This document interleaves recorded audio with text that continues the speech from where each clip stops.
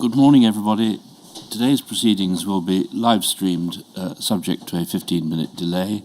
Those with mobile telephones may use them to report what they hear in the hearing room, but only after 15 minutes have elapsed since the event that they're reporting. They may not be used for recording or photography. We'll have a slightly unusual sitting period in that we will sit for about an hour, then adjourn for 15 minutes, and then resume for another hour. Please. Please stand. I'd like to take the Bible and repeat after me. I swear by Almighty God. I swear by Almighty God. That the evidence I shall give. That the evidence I shall give. Shall be the truth. Shall be the truth. The whole truth. The whole truth. And nothing but the truth. And nothing but the truth. Thank you. Please sit down. Ms. Grieve, please sit down. Thank you. Mr. Grieve, could you provide your full name, please? John Gilbert Dickey Grieve. Thank you. You've provided a signed witness statement to the inquiry. It's at MPS 0749658 at tab A1 of the bundle, sir. That's the front page. It consists of 58 pages, and you've signed it on page 56. Yes. It's dated the 21st of November, 2024. Is that your statement? Yes, sir. And is the contents of that statement true to and correct to the best of your knowledge and belief? It is, sir, yes. Thank you. That can be taken down, thank you. You tell us at paragraph 5 on page 3 that you joined the Metropolitan Police Service in 1966, is that right? I did. And you had a full and varied career for 38 years in the Metropolitan Police. I want to ask you about a particular period of time when you were appointed to the director role as Deputy Assistant Commissioner on the soon-to-be-established Racial and Violent Crime Task Force, which was also known as CO24. And you were appointed on the 3rd of August 1998, is that right? Yes, I was appointed on the 3rd of August, and the task force was set up on the 6th of August. Thank you. And you remained in that role until your retirement from the Metropolitan Police in 2002, is that right? Yes, sir. Immediately prior to that role, you were the Deputy Assistant Commissioner and National Coordinator for Counter-Terrorism in England and Wales, is that right? Counter-terrorism investigations, sir. A completely different role to your role on the Racial and Violent Crime Task Force. Completely different, sir. In relation to the Macpherson inquiry, there were 2 other teams, and I will come to them in more detail in a moment. But for reference just now, there was one team headed by Superintendent Sarah Thornton, who was reporting to Assistant Commissioner Denny O'Connor. Is that right? Yes, sir. And there was another team under Superintendent Bob Quick, and reporting to the Assistant Commissioner Ian Johnston, is that right? Yes, sir. So both, therefore, reporting through the Assistant Commissioners to the Commissioner, Sir Paul Condon, at the time? Yes. And were you also, in your role, reporting directly to the Commissioner? Well, no, initially I was reporting through Dennis O'Connor, but subsequently, yes, to the Commissioner, and later to the Deputy Commissioner. Thank you. The role evolved, sir. I'd like to ask you... Changed over time. And can I just make something else plain? You refer to it as the Macpherson inquiry. Sir William specifically, sir, asked for it to be referred to as the Stephen Lawrence inquiry throughout, and I've always tried to adopt that. Thank you. I'd like to ask you about your role on the task force then. What parameters were you given for that task force role and remit? I was given a month, sir, to try and work out what was needed for the Metropolitan Police to change and move forward. And so we identified the team that built up, identified a series of areas that appeared to us to be emerging where we could drive change. But even that changed rapidly over time. And just briefly, can you describe what sort of areas those were? Quality and standards of investigation of race and racially violent crime, engagement with the community. After a period of time, family liaison, crisis management, how we were dealing with racist incidents. I don't suppose you want me to go into at this stage the details of what we were suggesting for those headings, because that evolved as well. So, for instance, we invented the mystery shopper syndrome of getting people to report racist crimes from a script that we'd written, and then to see what happened to them through the organisation. Intelligence-led approach, patterns of crime, internal aspects, how we were dealing with the emerging agenda of racism, which eventually turned into ideas about institutional racism, but overt and covert racism. Thank you. How was your... And a lot more, but that sort of broad brush. Thank you. How was your team chosen?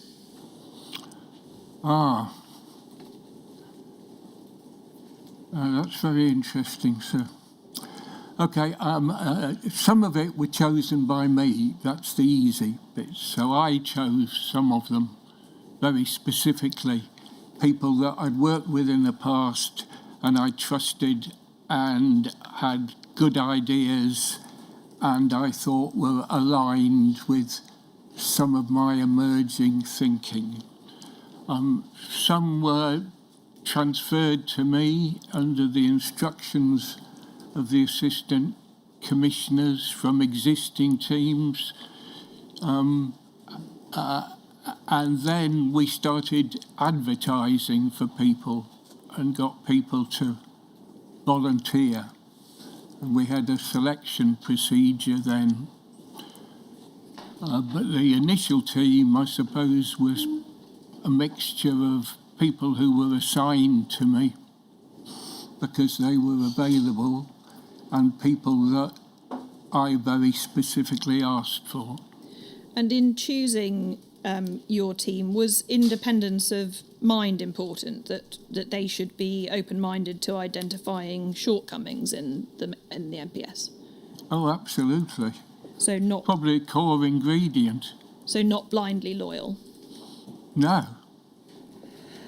Does that criteria implicitly recognise that many MPS officers were not independent-minded, that they had a more defensive mindset? The Metropolitan Police is a massive organisation, and it's not homogenous.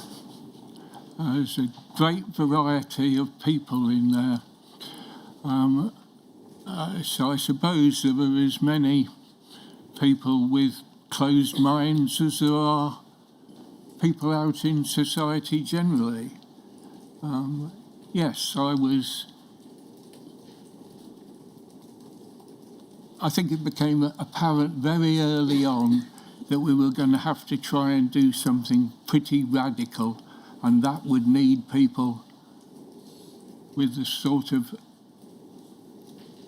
creative thinking, an open mind, a willingness to change. You say in your witness statement at paragraph 21, page 13, that whilst attitudes to racism in the MPS had improved since you joined the MPS in the late 1960s, it was still an issue in the 1990s. Would you agree with that?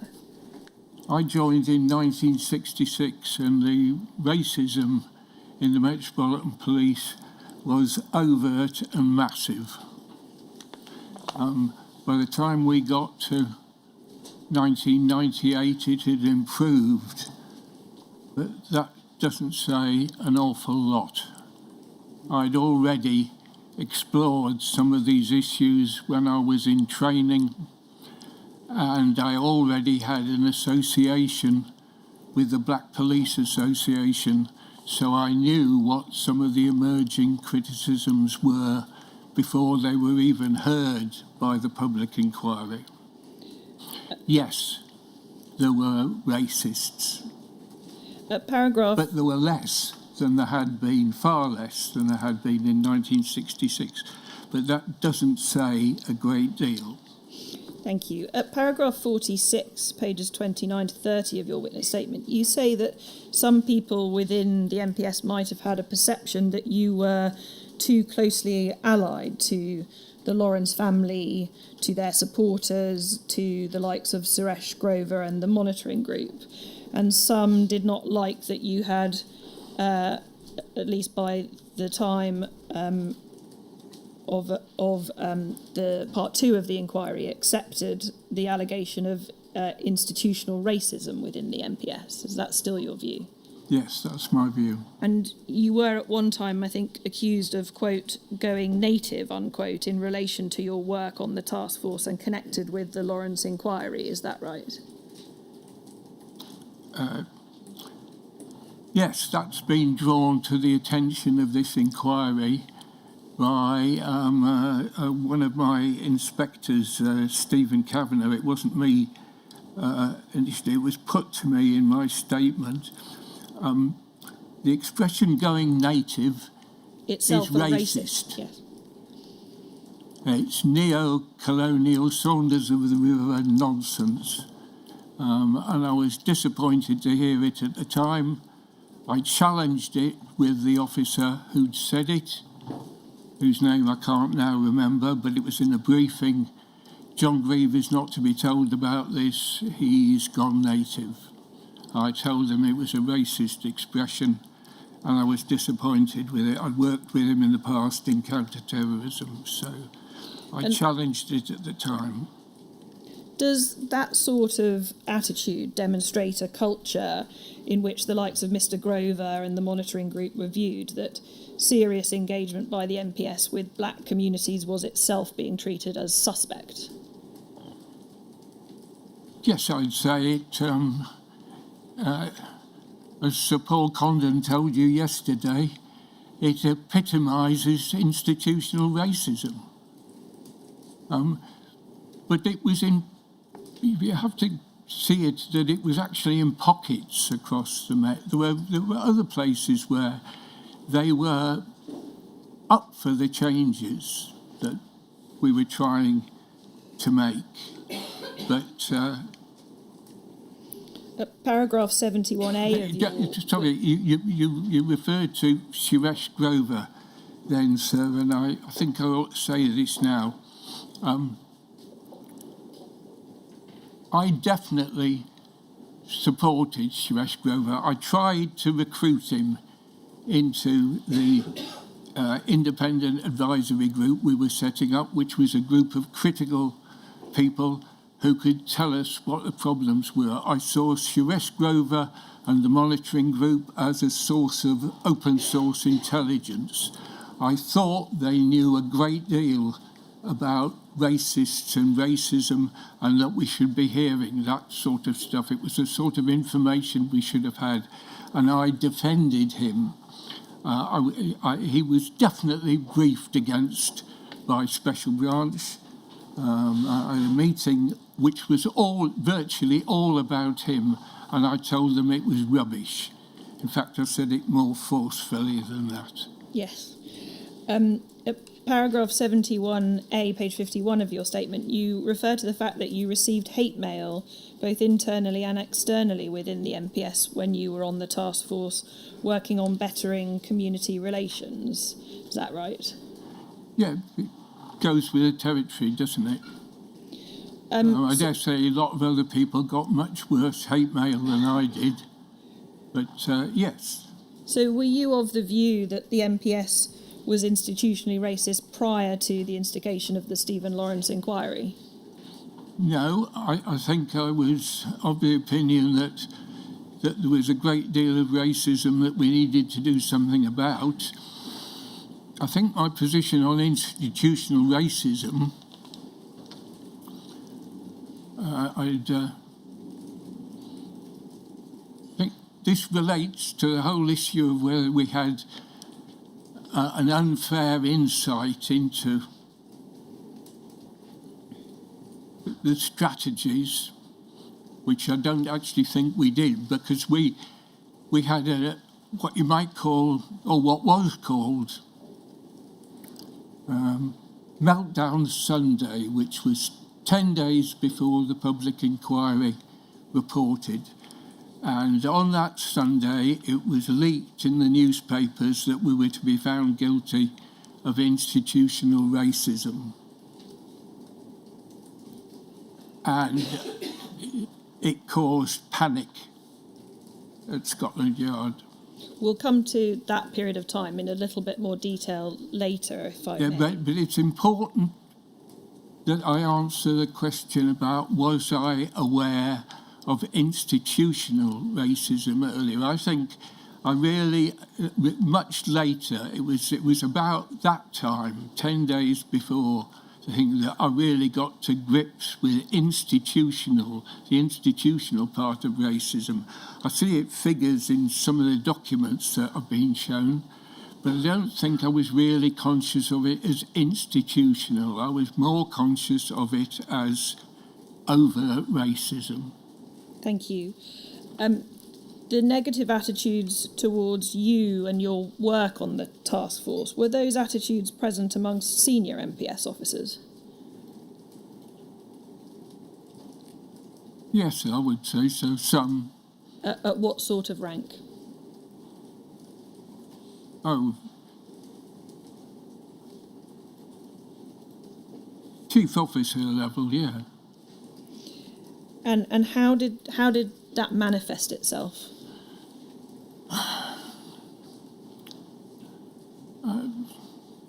Well, in a variety of ways.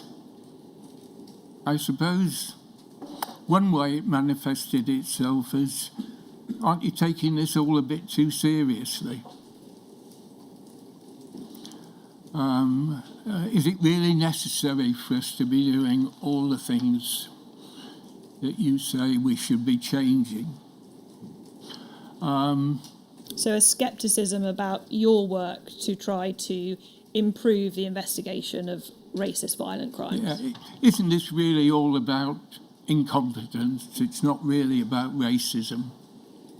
And that sort of attitude was present amongst chief officer level senior police officers? Some, yeah, some. And did you... But then there were plenty of others who were signed up to it. Yes. Did you feel that there was an us and them mentality within the MPS, that the MPS was pitted against those in the black community? Sorry, could you ask that question again? Of course. Did you feel that there was an us and them mentality within the MPS? The us being the MPS, the them being the black community? I think there were people who were genuinely, deeply sympathetic to the Lawrences and all the other cases that we eventually got to be dealing with. There were plenty of people about that, and there were many people who signed up, and a measure of that might be when we had to dramatically expand the number of family liaison officers we had because of the Copeland bombings, the volunteers were enormous. thousands of them.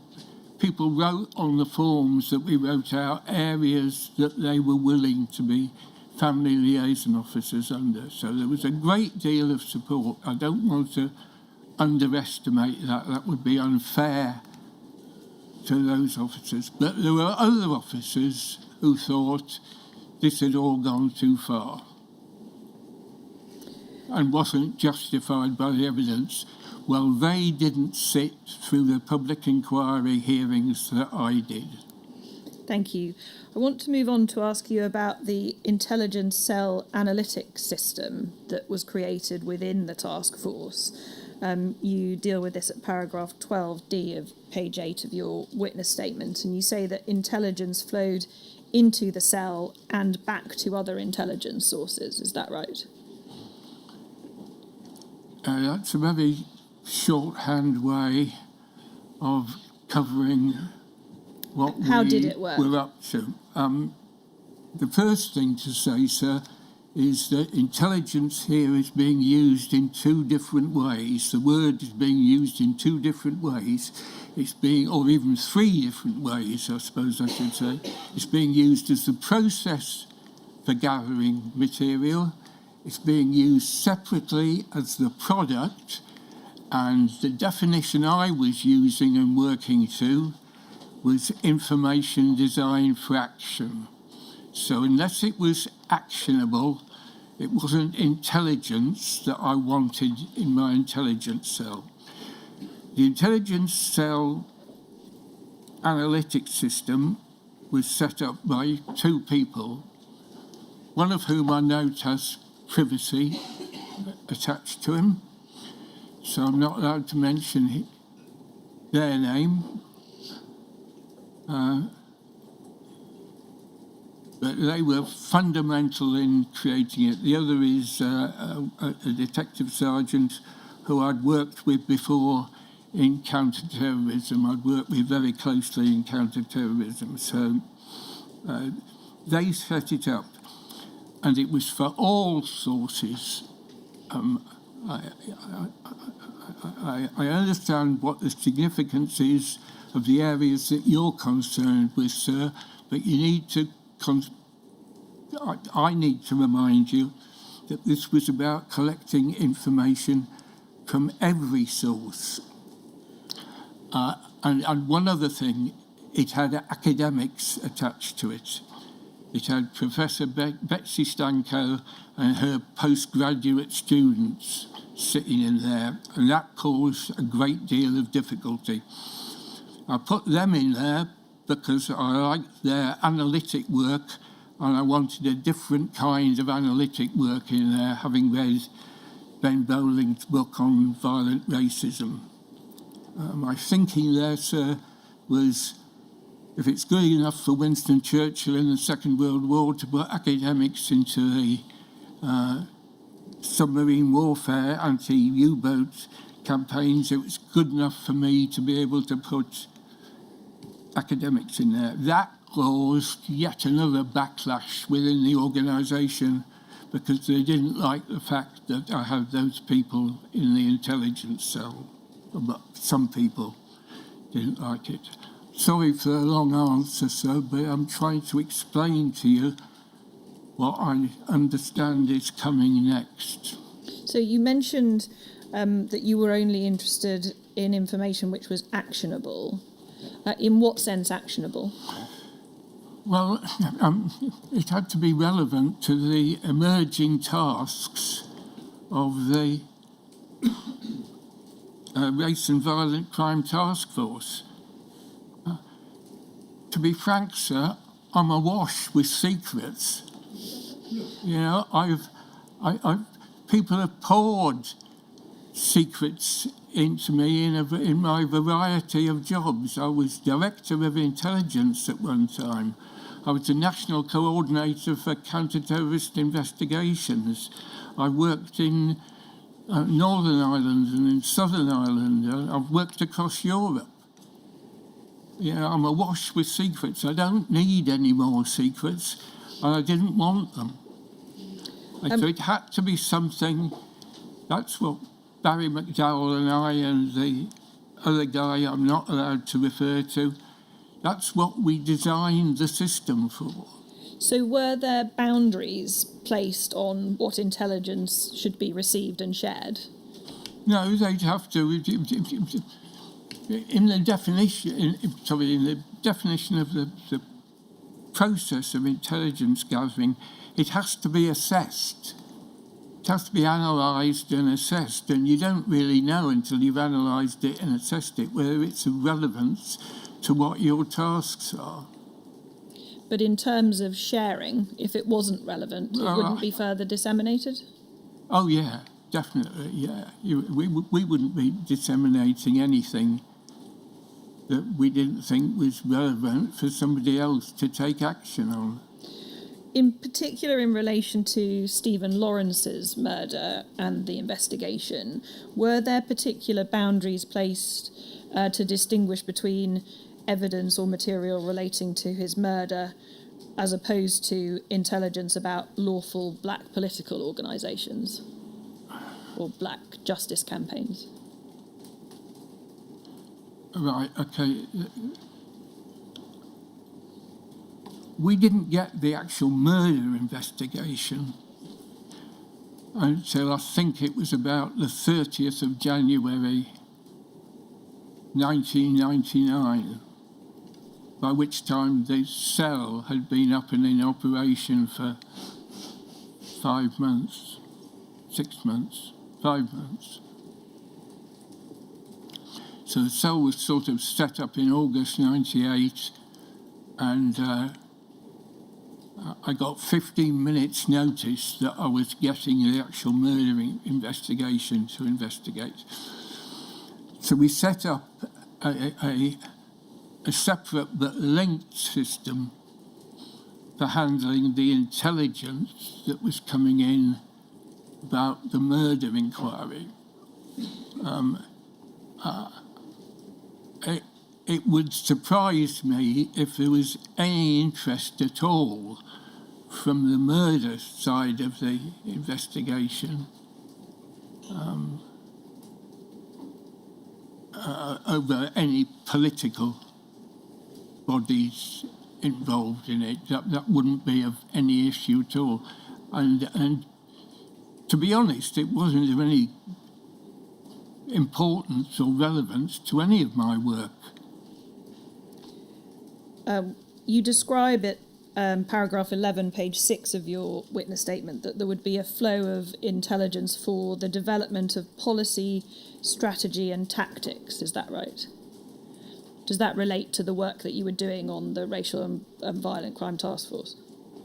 Yeah, that's what it sort of emerged into. And as the other teams had disappeared and we were left as the primary response to what was emerging from Sir William. Would that flow of intelligence have included covert intelligence relevant to the Metropolitan Police Service's reputation as opposed to disorder or investigating crime? No. So that wouldn't be of any relevance to my activities. Do you recall ever seeing that sort of intelligence? Well, I've been shown documents that clearly show that sort of information was being sent to me. I have no recollection of seeing it. It was amongst a mountain of paper. Some of it even predates my appointment, the material that was said to be sent to me. We'll come to some of the documents in a bit more detail in due course. Can I ask you then about the three Can I teams? just say this, sir?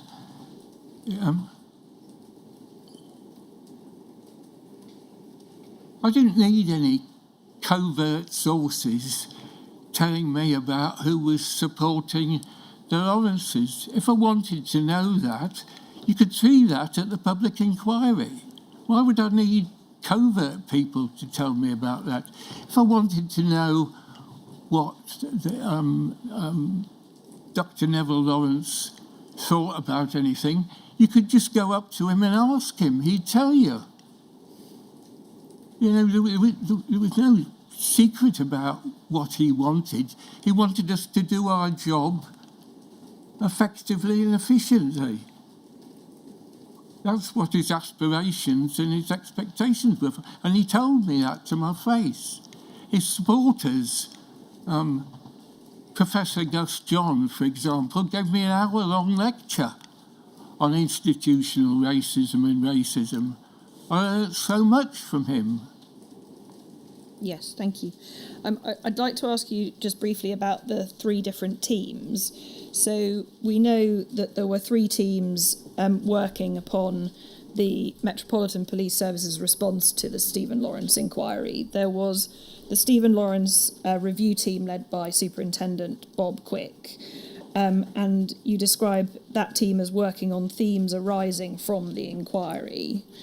There was then Superintendent Sarah Thornton's team effectively following the Stephen Lawrence inquiry and feeding back to the Commissioner, is that right? Yeah, I mean, I've seen it referred to as Sarah Thornton's team, but I think it was only her and Mark Simmons. It was two superintendents who were sort of superintendent staff officers, one to Ian Johnson, the Assistant Commissioner, and one to Dennis O'Connor, the other Assistant Commissioner. Bob Quick had a much bigger team of people who I subsequently discovered were assigned different tasks of what was emerging from the public inquiry. And in relation to Superintendent Quick's team, he recalls being asked to set it up following a meeting he was called to by senior officers, including the Commissioner. Do you recall being at that meeting? What date was that one? He doesn't date it, I'm afraid. Sorry, so could you repeat the question? Do you recall being at a meeting where Superintendent Quick was asked to set up the Stephen Lawrence review team or not? You may not have been there. I'm just trying to get your recollection of whether you were present when the team was set up. No, I didn't get the job till the 3rd of August, and I thought Bob Quick was set up around January of 1998. So it's 8 months before I got the job. And in terms of the purpose of that team, Mr. Quick says that so far as he was concerned, he was tasked by Assistant Commissioner Johnston to establish a team to help understand what was going on in the inquiry and how the MPS should respond to the issues being raised more effectively. And there was a need to better understand the inquiry's processes and the MPS's own potential vulnerabilities. Was that your impression, that the MPS wanted to understand the inner workings of the inquiry and its processes? Yes, I think Superintendent Quick, his job was to be clear that we knew what was emerging from the public inquiry. And if you say, did I understand that? When I arrived in August, I was pretty soon made aware of what they were all doing. Was there a sense of wanting to know if the inquiry had a particular agenda, what their conclusions might be?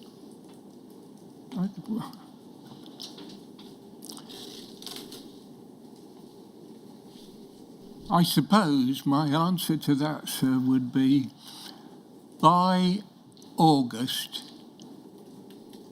there were some clear themes emerging from the evidence. I don't know whether I would agree that they had an agenda. That isn't the word I would use to describe it. I would say they were listening to the evidence. There was a desire by Superintendent Quick's team to understand the MPS's vulnerabilities. So, in other words, where the MPS were vulnerable to criticism by the inquiry. Well, I think you'd have to take that into account, but I think, sir, they were more about analysis of what the evidence was, and in classic police fashion, they started setting it into boxes where we could look at what do we need to do about this. I don't know whether vulnerable is quite the right way of describing it.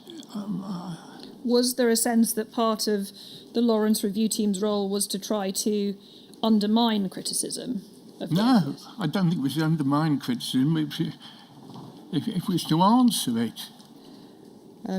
So was the attitude that they were open-minded to potential criticism of the MPS? But I don't have that sort of insight into all of them. I knew, or subsequently got to know, a couple of them quite well, so I had a very high opinion of their open mind.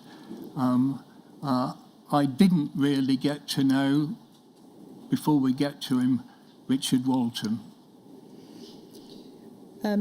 Was there a concern on the part of the police to defend the organisation rather than questioning their own behaviour or testing the validity of the criticism?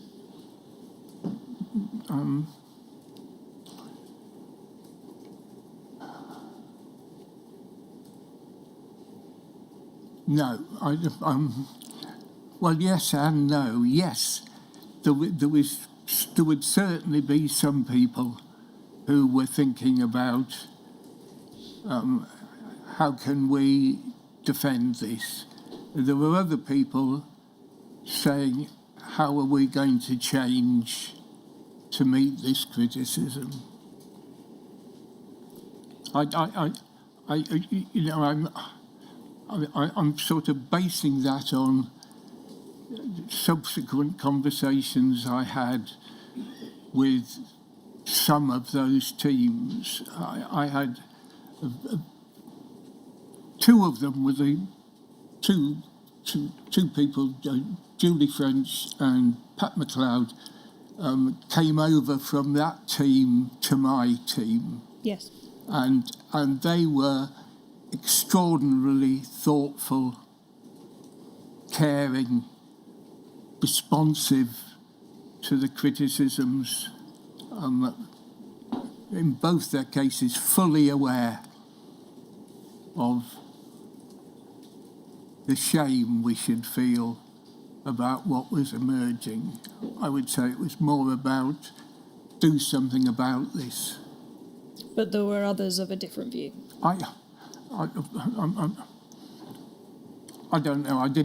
On those teams, I didn't have those kind of conversations with anybody. There were people in the Metropolitan Police who thought that, but whether they were on Bob Quick's team, I'd be surprised if Bob Quick would have kept people who were thinking too much like that.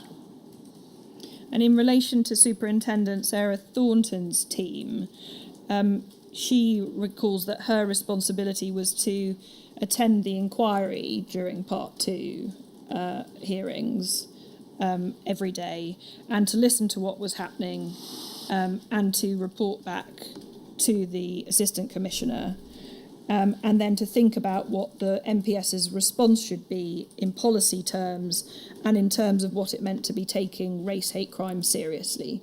Do you recognise that to have been the role of her and her small, if it was only two people, her team? Yeah, I absolutely recognise that with Sarah. I sat next to her on many occasions at the end of Part 1 and into Part 2. I remember her writing onto her notebook in big capitals and passing it across to me when we were out at Ealing. She wrote, "This is very, very damaging." She was a good analyst of what was going on. There seems to have been something of an overlap then with her role and that of her colleague in her team and your role on the task force. Would you agree with that? Yeah, they were sort of... Well, She left when the inquiry closed. We went on. She was reporting on what was coming out of the inquiry. I was trying to understand what was going on, where we were going to have to go. But my focus, as originally given to me, not as it turned out later, but as originally given to me, was to look forwards, try and identify what we were going to do to try and put this right. Were you aware of the nature, the content of the feedback she was giving the Commissioner? Was she giving the Commissioner the same sort of analysis as she was discussing with you? Whenever I saw sometimes I'd be sitting with her while she was writing up her assessment of what the days had been about. So yes, sometimes, but sometimes our tasks diverged. Were you aware of what the Commissioner's response to her feedback was? Insofar as when we were both present at meetings with the Commissioner, yes. What was it? Well, it varied on what had been happening at the inquiry.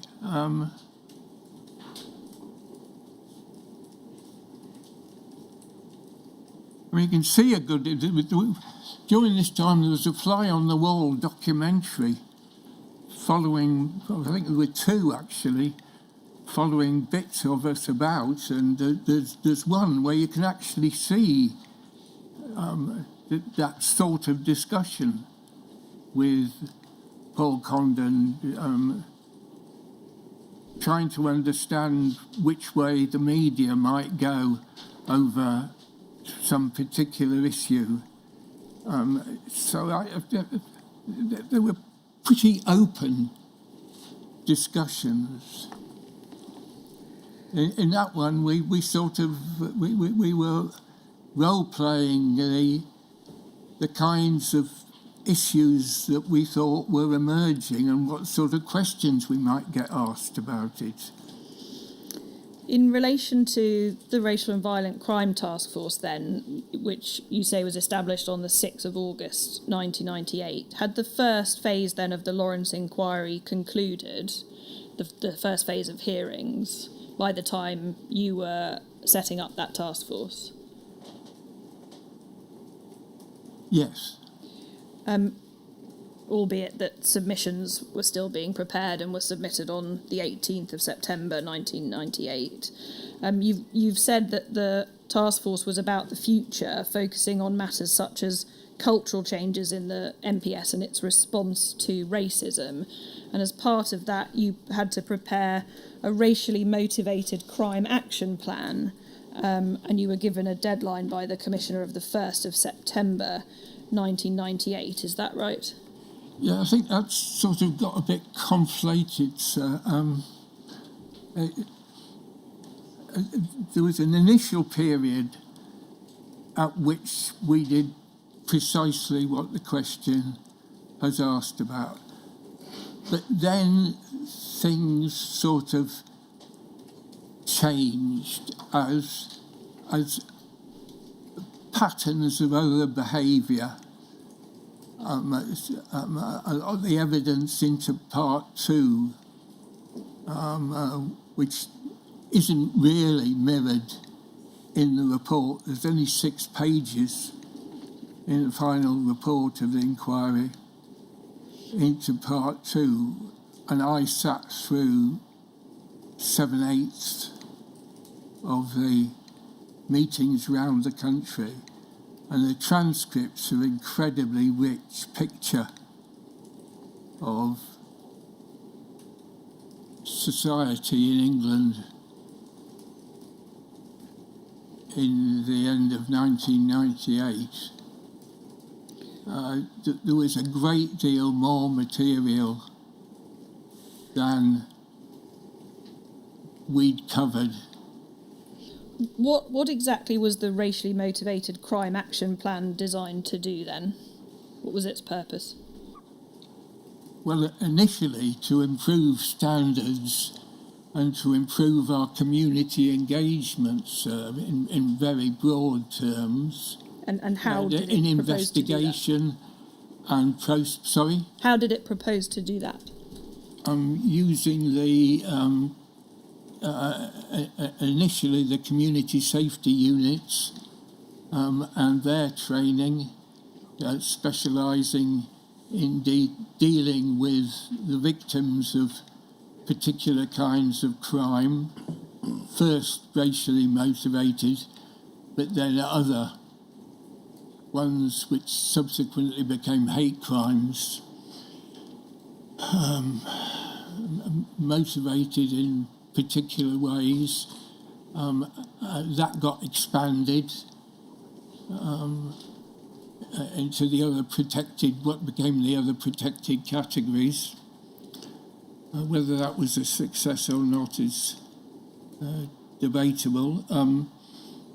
Family liaison officers, which I've already mentioned. Intelligence-led approaches in that it's a good question to ask me how well we did compare and contrast.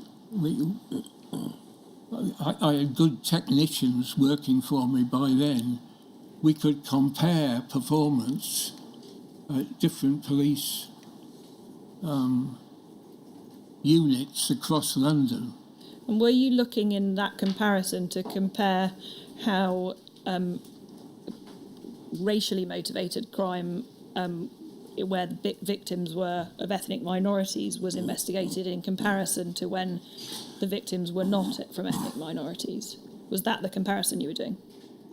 No, it was more comparison of how one unit was dealing with it compared with how another unit was dealing with racially motivated. But you're right, that would come into a more detailed, fine-tuned analysis and assessment. So were you looking at whether the victim's race affected how efficient and competent the investigation was? In other words, were you looking at whether issues of racism affected the investigation of crime? Certainly that came into it, but it was more about the values and standards of the investigation and the resources being put into it and the efforts being made, and indeed the success rate, and why some people were better at it than others. Was part of your task force remit restoring confidence in the ethnic minority community in London? Well, it was originally about engagement, but there's something to be explained here. The inquiry reported in mid-February. On, I think it was the 24th of March, the Home Secretary published his action plan. And first, foremost, up front, it's all about public confidence in the police. It wasn't me came up with public confidence in the police as one of our objectives. It was the Home Secretary. And I was then on the Home Secretary's working group, as were other people concerned here, into how we were going to deliver that. And he wanted that pushed front and centre. And so one of my tasks was to get out into the communities and explain to them what we were doing and respond to their continuing criticisms and understand why we weren't achieving what they wanted. In relation to the Stephen Lawrence inquiry and the preparation of the MPS's submissions to in relation to part one of that inquiry, I just want to ask you about some meetings that you were present in and what was discussed. First of all, Superintendent Bob Quick recalls that, as you've said, various themes started to emerge from the evidence, one of which was the likelihood of a finding by the inquiry that the MPS was institutionally racist. And he recalls writing a briefing paper for senior MPS officers with an analysis on that likelihood. And he recalls you having some role in agreeing that he should write such a paper along with Assistant Commissioner O'Connor. Do you recall that? Specifically that conversation, no, but it sounds likely. I wouldn't disagree with it. If you don't recall then when that was? No. Do you think it was part of your role on the task force, or was it before that? I didn't have any real role before the task force. So it would I have was been too busy finishing up in counter-terrorism. So it would have been after the 6th of August? After the 3rd of August. After the 3rd of August. I know that there is a meeting on the 3rd of August. It's just been, the paperwork for it has just been served on me this morning. Yes.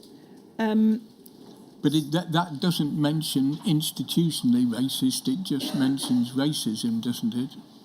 We'll come to it in detail, but yes, I believe you're right. Superintendent Quick recalls presenting that paper at a meeting where the Commissioner, several Assistant Commissioners and you and other senior officers were present. Do you recall that meeting where Superintendent Quick presented that briefing paper? So have we got a date for it? Well, we don't, and that's what I want to ask you about. I'd like to ask you whether you think that the meeting was in August after you'd set up the task force, or whether it could have been any earlier. Well, I don't think I went to any meetings directly around those kind of issues before the 3rd of August. I know that I went to a meeting on the 3rd of August, and I then went to a series of meetings through August and September, of which there are notes. I wouldn't demur from, if Bob Quick says he presented a paper at a meeting I was present at, I wouldn't argue with him about it. But you can't help us with the date other than that you think it would have been after the 3rd of August. There's mountains of paperwork about all this, sir. Mark Ellison, in his inquiry, missed 300 crates of material that my teams had generated. There is so much stuff here that paperwork will be somewhere. It'll be down a coal mine somewhere in the Midlands somewhere. That's you know, that paperwork will be somewhere. It's only a question of finding somebody who's got the archive ability to search on the Metropolitan Police's way of handling material. But I have no direct recollection of any particular report by Bob Quick at any time, but I don't disagree. It's highly likely that I was there, and you know, if Bob says that that's what happened, I'll take his word for it. Can I try to assist with your recollection, and if you still don't recall, then you must say so. Mr. Quick recalls that his paper was not well received at that particular meeting. He recalls that he was in the minority in putting forward the views he did, which essentially related to the likelihood that the Metropolitan Police would be found to have been institutionally racist and that they should accept that finding. He said that he'd been presenting his views very openly about that finding, and that there were some real vulnerabilities that the MPS had, and he had the distinct impression that there was not much appetite amongst those present to hear that. Does that help at all with recalling the reaction to Mr. Quick's paper in that meeting? Well, not in respect of presenting a paper, but I have seen in the papers that this inquiry has given me to read in the last 18 months. I have seen that there is a reference to Bob Quick and I both saying about racism being an issue at a very early stage. If Bob says it was about institutionally racist, then I'll take his word for it, but I hadn't recalled that it was about institutional racism. My concerns were about the presence of racism in its many manifestations within the Metropolitan Police. But I'm not going to disagree with Bob. I just wish there will be a record. There's a record of everything. Yes, we'll come to some of the records that we do have in a moment, but do you have a recollection that accords with Mr. Quick's that his views weren't well received, that the MPS had vulnerabilities, there was likely to be a finding of institutionalised racism, that wasn't received well by various senior officers? Yes, sorry, sir. I should have answered that. Okay, that sounds familiar, and it wouldn't have been the only occasion that there was some pushback. Now, some pushback is permissible. You should test. When people are coming out with ideas, you should have people pushing back on you. Devil's advocate is important to explore, but then there is what is not permissible, which is just denial and rejection. And there was plenty of evidence of denial and rejection in some quarters. And was the Commissioner one of those? I don't think so. That's not his style. I never witnessed that sort of behaviour before. How did he take it? He's quite distant about things. How did he take that news? To your recollection?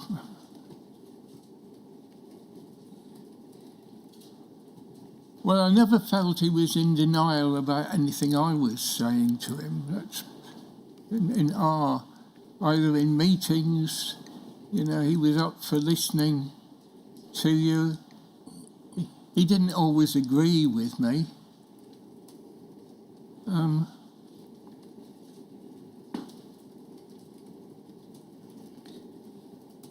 And what was your... Sorry. I'm struggling, sir, to answer this. I don't know whether I knew him well enough to be able to read how he was thinking in response to that. But he's a very deep thinker, and it's sometimes difficult to read him, and I'm not sure I was that good at reading him.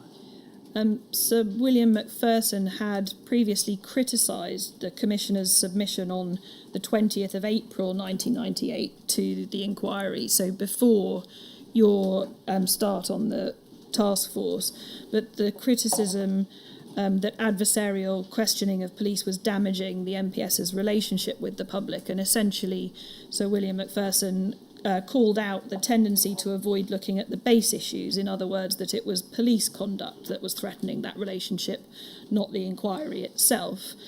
Do you think that criticism is applicable to the Commissioner's response to these views that Mr. Quick was advocating in these meetings? I wasn't party to that submission. I certainly wouldn't have advised him to have made it, but as I wasn't there at the time. But does the criticism that what the police were doing, including the Commissioner, were focusing upon defending the organisation criticising the inquiry for affecting and threatening community relations, when in fact what the threat was police conduct itself. Yeah, absolutely. I don't disagree with Sir William's response, and I think this was at an earlier stage of the inquiry. It was before I was involved. That wasn't the sort of attitude I saw from Paul Condon when we got to go to the public inquiry. Was there a sense... if he was taking that view then, he definitely wasn't taking it in October when we went to the public inquiry. Was there a sense coming from the Commissioner and other senior officers that there was a lack of fairness in the inquiry towards the police? I don't know. I wasn't there at the time, and Well, you were there. Pardon? When you were there. No, not by then. Was there to use the vernacular, sir, it was on top by the time I got there. They couldn't have taken that view then. They had to take the view that this is what was coming. It wasn't coming from the Lawrences. It was coming from the communities. It was coming from our own Black Police Association. The evidence was absolutely overwhelming. Was there a recognition at that very top level, the Commissioner and other very senior officers, that the Lawrence family had indeed been failed by the Metropolitan Police? By that time, I would say, but by some of us, yes. And that failure had been as a result of racism within the police? I don't know whether we'd all got to it was about racism then, but certainly racism, was a theme, and leaving aside Bob Quick suggested, but there was a definite chapter by then in the response that it was about racism. Yes. That racism was an issue, whether it was going to be institutional racism or overt racism or any other form of racism. It was definitely on the agenda by then. Superintendent Quick recalls that both Assistant Commissioner O'Connor and you said that the MPS would have to confront some hard truths in the process, and that institutional racism may well be one of them. Do you recall that? Do you agree that that was your view at the time? Certainly racism was my view. I'm somewhat surprised at Bob Quick's repeated use of institutional, but maybe we'll come to some of we'll come back to that, because there's a lot of material referring to the Met's attitude to institutional racism later on in the year. Yes. And particularly around Dennis O'Connor. Yes, thank you. Sir, is that a convenient moment for a break? Certainly. We'll have a quarter of an hour break. Yeah, thank you, sir. And then we'll resume and run for about an hour. Okay, thank you. Then have lunch. Thank you.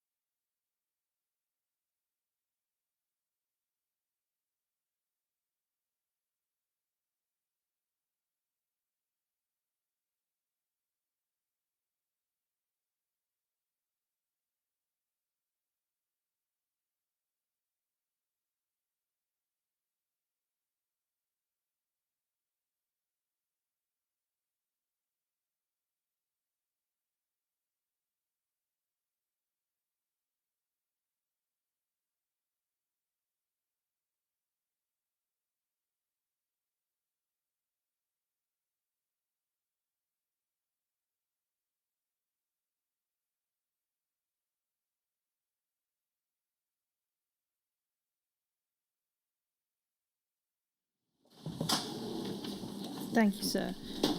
Could we look then, please, at MPS 0749660? This is a minute of a meeting on the 3rd of August 1998, sir. It's not in Mr. Grieve's bundle, but it is in Mr. Walton's bundle at tab B7. This is a meeting that we can see from the top that was attended by you, by Superintendent Quick, Assistant Commissioner Johnston, Assistant Commissioner O'Connor, DAC Griffiths, Superintendent Simmons, Superintendent Thornton, DI Kavanagh, Inspector F. Grave and Acting Detective Inspector Walton. Do you recall this meeting now? No, but totally accept I was there. It's at 6 p.m. on my first day in the job. Yes. Do you recall your role at this meeting? Was it simply as in your new capacity as the director of the Racial and Violent Crime Task Force? Well, what was going to be the Racial and Violent Crime Task Force 3 days later? Yes. Do you recall any of the discussions? Does this note help to jog your memory? No, I've no recollection of it independently of what's written there. I'd only say this is not my note and I didn't check it. I don't appear to have checked it, but I've got no reason to disagree with the sentiments expressed in it. If the wording is perhaps not mine. Superintendent Quick gave an explanation that to the meeting that the submissions were to address issues regarding pitch and tone. Is that an indication, along with the details set out in the rest of the minute, that work was still very much in progress on the MPS's submissions to Part 1 of the Stephen Lawrence inquiry? Yes, sir, it appears interactive to me. At page 3, we see your initials. Page 2. At the bottom, we see your initials, JG, and there's reference there to suggested Michael Mansfield agenda to demonstrate that the police have not really changed. Do you recall suggesting that Michael Mansfield had that particular agenda in the Stephen Lawrence inquiry? I don't know whether I'd have used the word agenda. I've got nothing but a very healthy respect for Mr. Mansfield. I have told him to his face that half an hour in the witness box with him at the Old Bailey was worth 3 weeks at the detective training school. I've had many conversations with him and he's taught me a lot. You're also recorded as saying there's a danger that the document may itself be used as further evidence of institutionalised racism. Do you recall being of that view at this time? It doesn't say institutionalised, sir. It says institutional. And those are two very different ways of using the expression. But I do agree it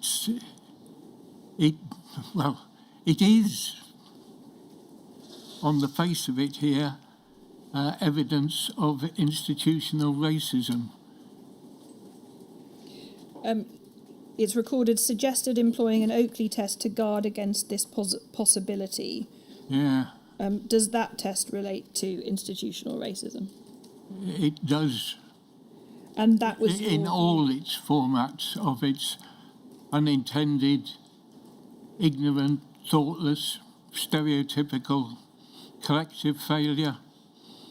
I would say it probably does demonstrate it, but not having the document as it existed then in front of us now, it's quite hard to actually test that. But it sounds like Robin Oatley's test applies here. You suggested hiring an independent consultant to conduct an ethical audit of the document. Sounds like me, but I don't remember doing it. Do you recall if it happened?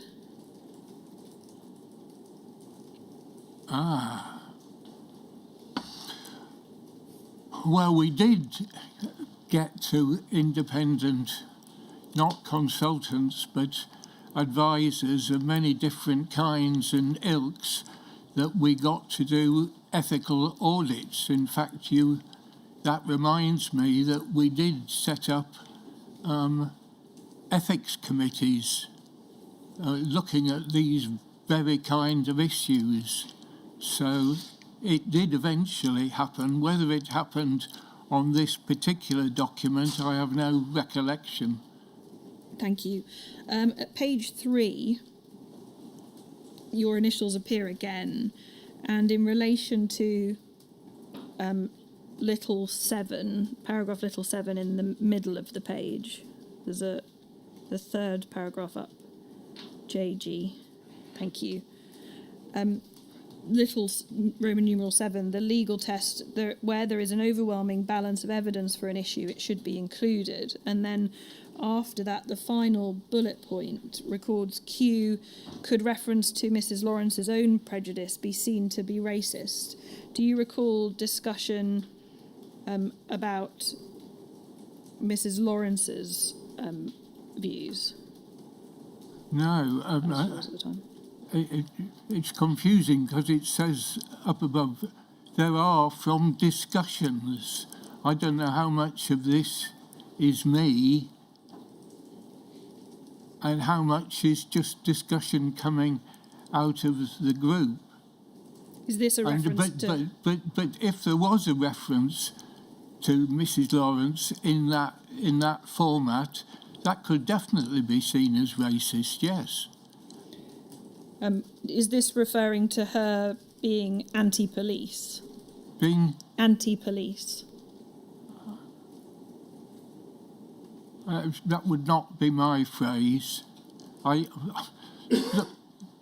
have no recollection of this, and I didn't write it, and I've no recollection now. I've no idea what it means by Mrs. Lawrence's own prejudice be seen as racist. I don't know what that means. We know that reference to Mrs. Lawrence's prejudices were indeed made their way into the submissions. Was that a form of racial stereotyping, that black people are hostile towards the police? Certainly.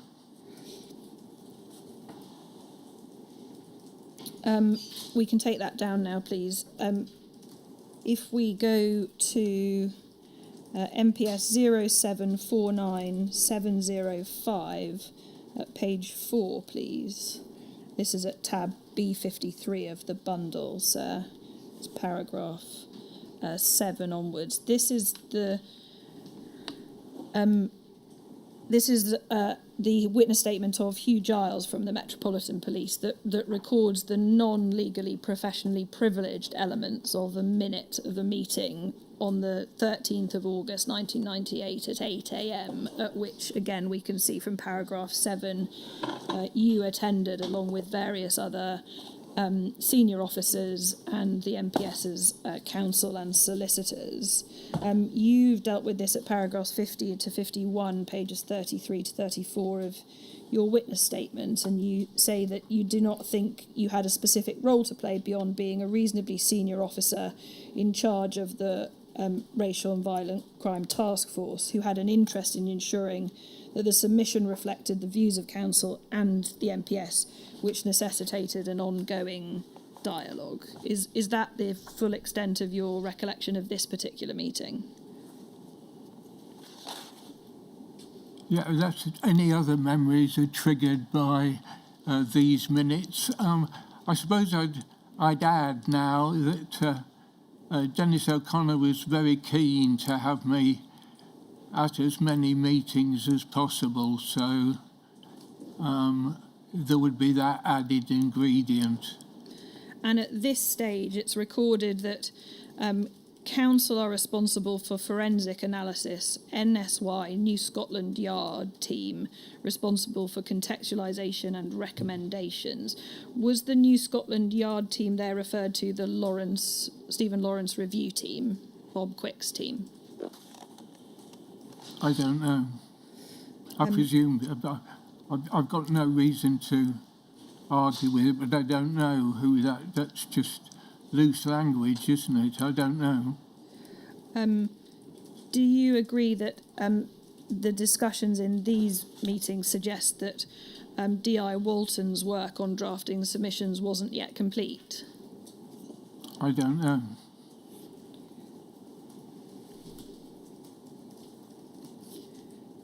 Paragraph 10 on page 6, please.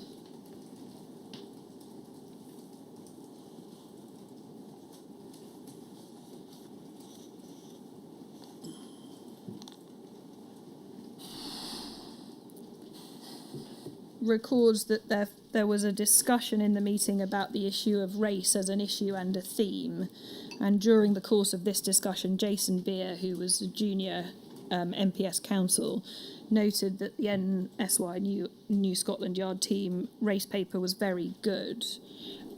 You were recorded along with Assistant Commissioner O'Connor and Superintendent Quick were making comments in relation to the relevant evidence concerning race. Does that suggest that Chapter 19, which was the race section being drafted by D.I. Walton, wasn't finished yet? That it was still actively being worked on? I suppose so. That's not an unreasonable assumption to make, but it would be an assumption.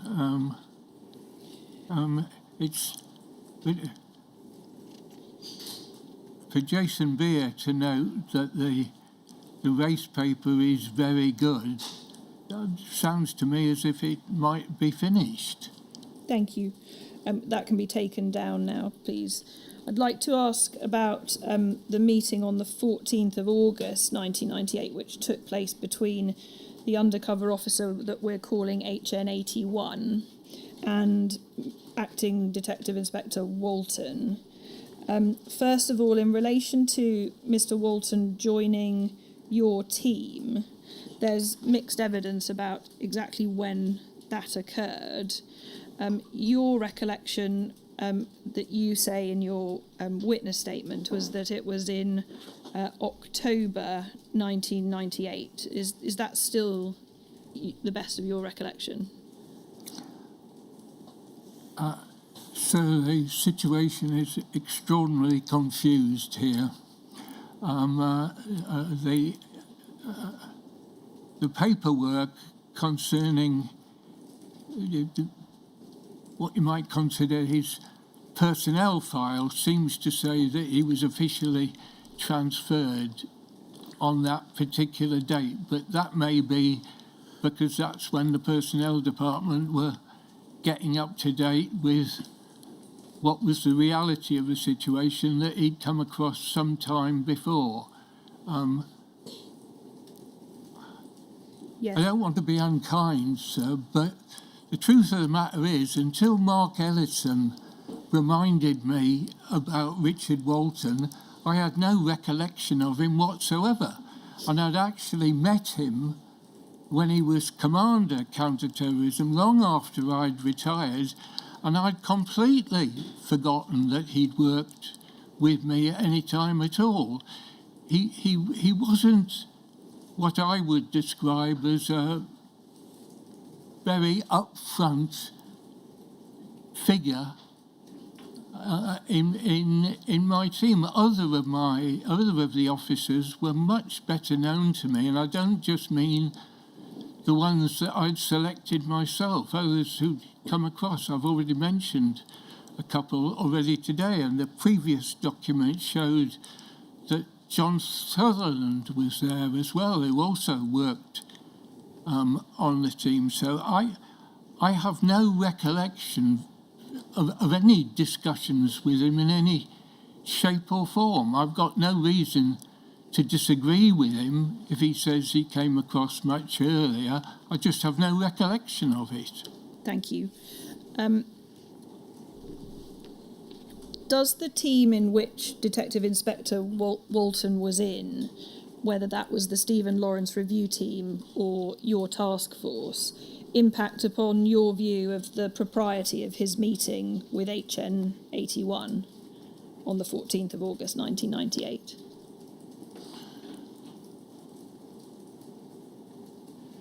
I suppose, sir, I would say that before you held one of those meetings, to introduce an outsider to an undercover officer is pretty unusual in my experience. And I had a great deal of experience of dealing with undercover officers on the crime side of things. I would say I would be very surprised if such a meeting took place on the crime side. They would have to have some extraordinarily important purpose for discussing it. The only examples I can think of are when the welfare of the undercover officer was at risk and they felt it necessary to bring in somebody. That's on the crime side.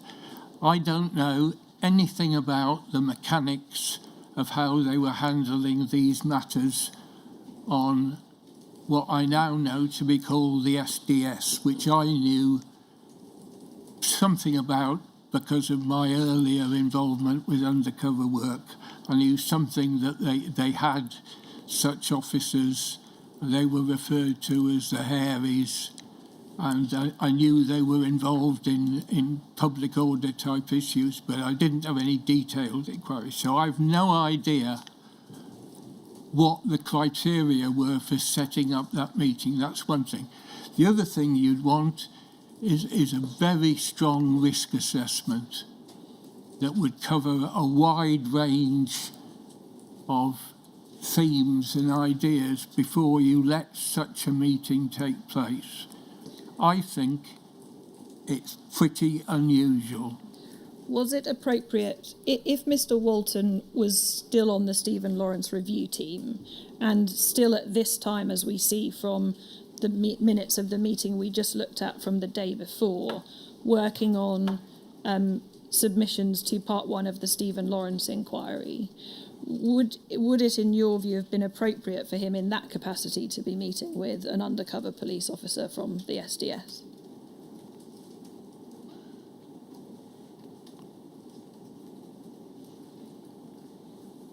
I can see that you could, if you had something very serious that you were trying to deal with, I can see that you could perhaps begin to make a case for somebody to visit it. On everything I've seen and been shown with my involvement with this inquiry, I can't see the slightest possible reason for having that meeting, and I can't think in any way that it could be considered appropriate. Thank you. Mr. Walton says it's possible that he told you about this meeting, although he can't remember if he did or not. Do you recall if you were told about this meeting by him or anyone else? I have absolutely no knowledge of this meeting, and I was never ever briefed on the subject. Can we look then at the file note in relation to this meeting? It's MPS 0728625, page 12, and it's at tab B33, sir, of your bundle. This is HN10 Lambert from the SDS file note dated the 18th of August about this meeting. And from the first paragraph, would you agree that at this stage the Lawrence inquiry was continuing to dominate the Commissioner's agenda on a daily basis at this particular time?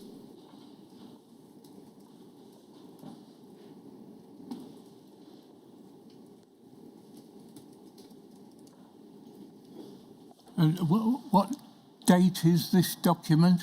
The 18th of August 1998, and it concerns the meeting on the 14th of August, as we can see from the first line there, between Windmill Tilter, who is HN81, and Mr. Walton.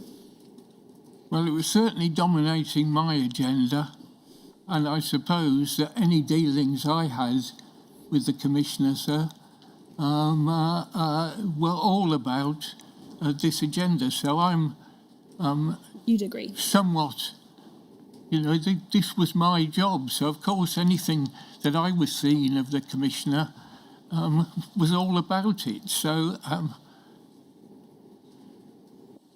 It records a fascinating and valuable exchange of information. Why would an exchange of information between HN81 and Mr. Walton on the Stephen Lawrence review team be fascinating, invaluable in your view?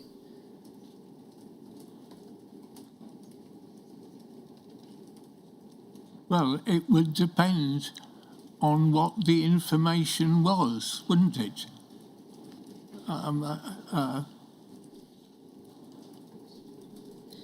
If we look at There's nothing I've seen that shows this was fascinating and valuable, and it So you certainly disagree? wasn't fascinating and valuable to me when I read these papers years later. Thank you.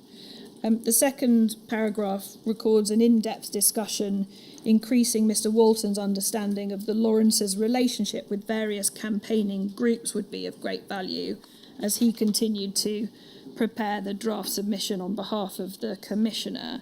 Again, do you disagree with the sentiment expressed there?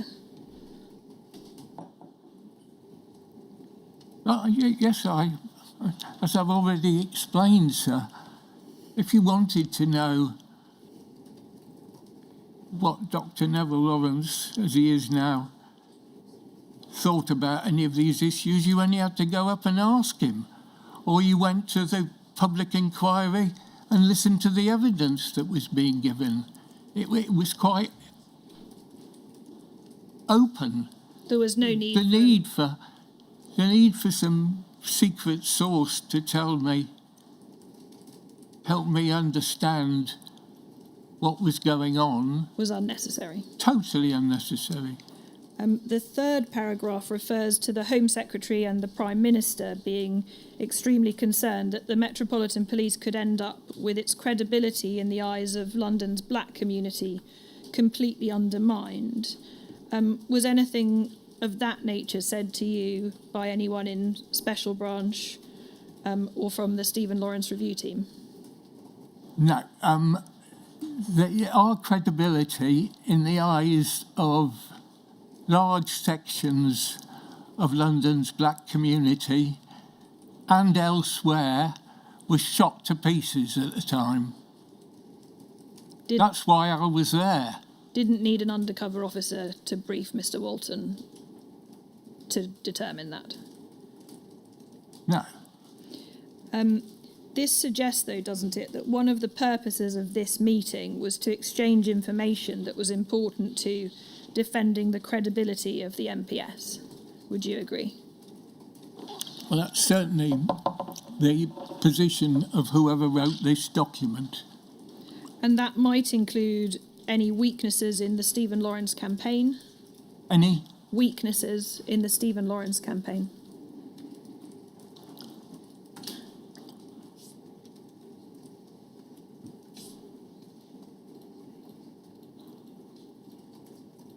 That would seem to have been of interest to the SDS.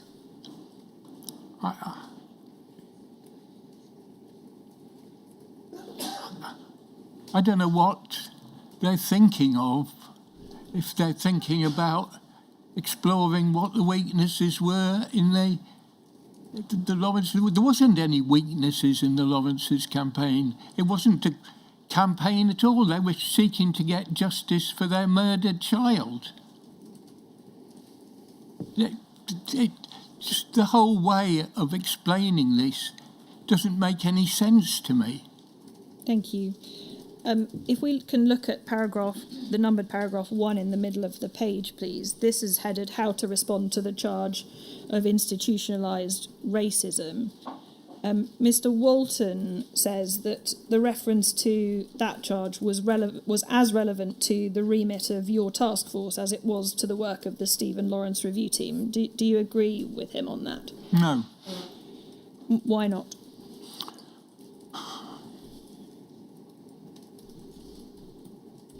Because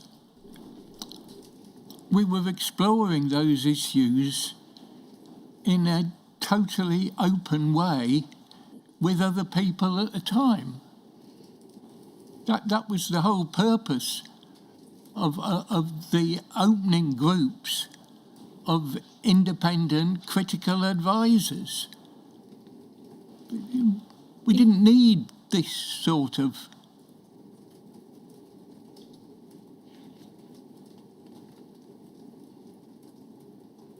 briefing. Yes. Can we go to Information. Can we go to paragraph 2, please? How to handle the second stage of the public inquiry.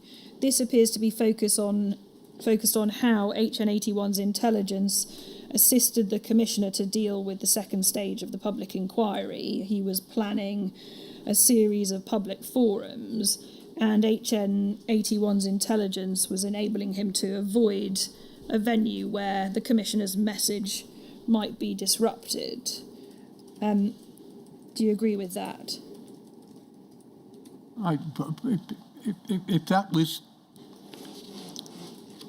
If that was their purpose, to avoid violent Well, it doesn't public say disorder. that. No, it says disruption. I know that. You know, So again, most public meetings I went to, there was somebody there who wanted to disrupt them.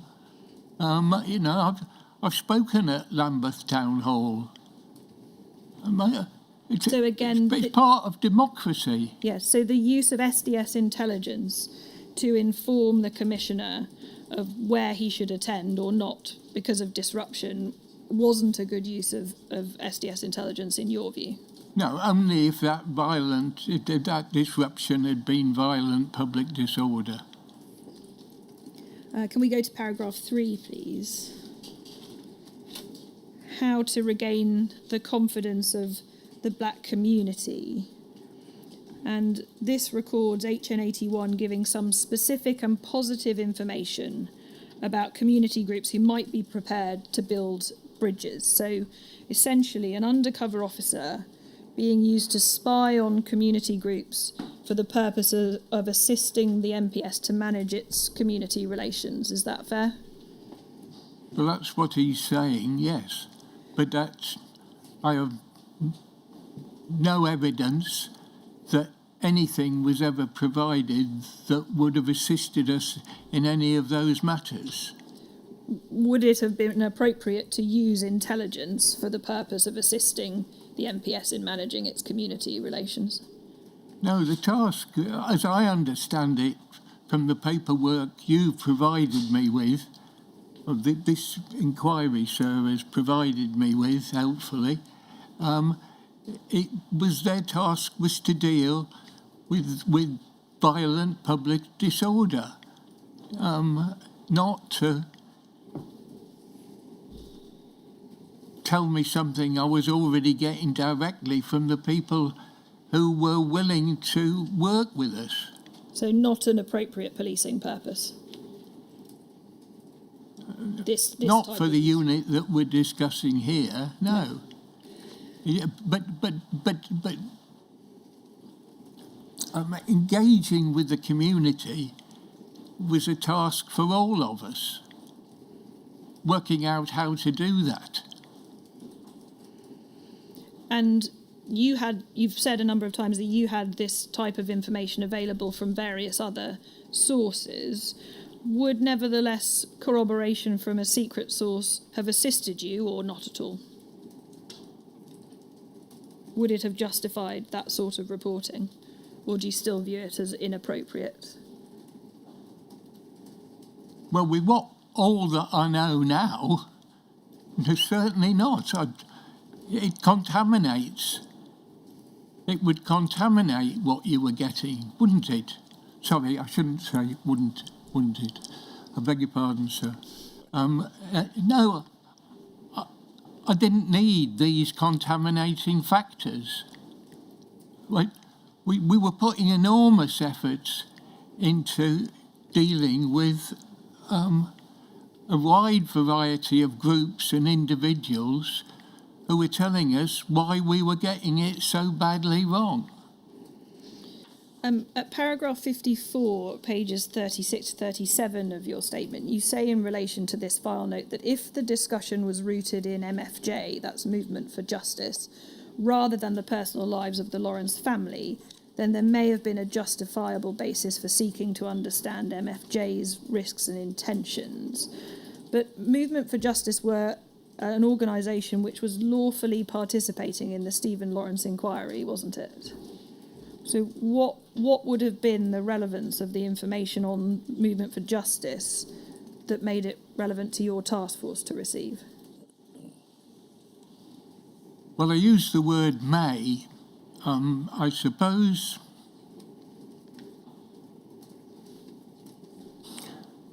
my reading of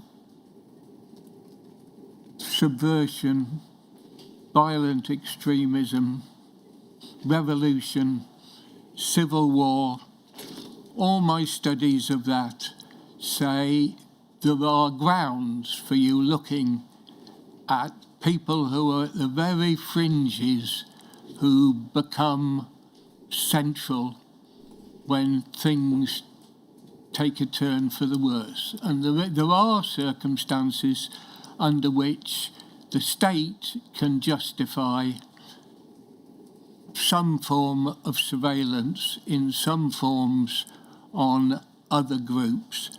However, I wasn't involved in that decision making.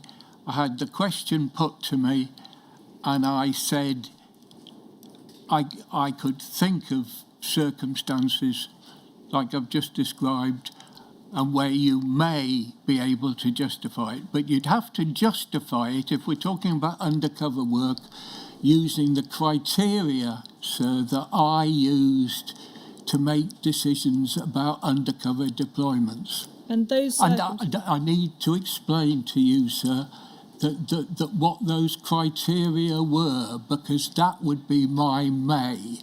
And it was Lord Roskell's criteria from the case of McEvilly and Lee in 1973. And I'm quoted all over the place on the subject for a number of reasons. And Lord Roskell said it's a known risk of very serious criminality and very serious criminals that they may be informed upon by their co-conspirators, which can include the deployment of undercover officers. And the three criteria he quoted were, one, the nature of the what we would now call a person of interest, but he called a suspect or a target at the time back in 1973, the nature of that person and their criminal history, whether they were a suitable target. The second criteria he used was the kind of criminality that they were then currently involved in. And the third criteria was, what had you done in your investigation up to that point? Were there other alternative ways of doing it? And this is all to the forefront of my mind because my principal met Lord Roskell and said, oh, my staff officer is always quoting you, sir. And Lord Roskell said, oh, what case is that? And he said, Brian Worth said, McEvilly and Lee in 1973, sir. And Lord Roskell said, yes, the Court of Appeal grasped the nettle on undercover work in that case, and we were wondering when the police were going to catch up.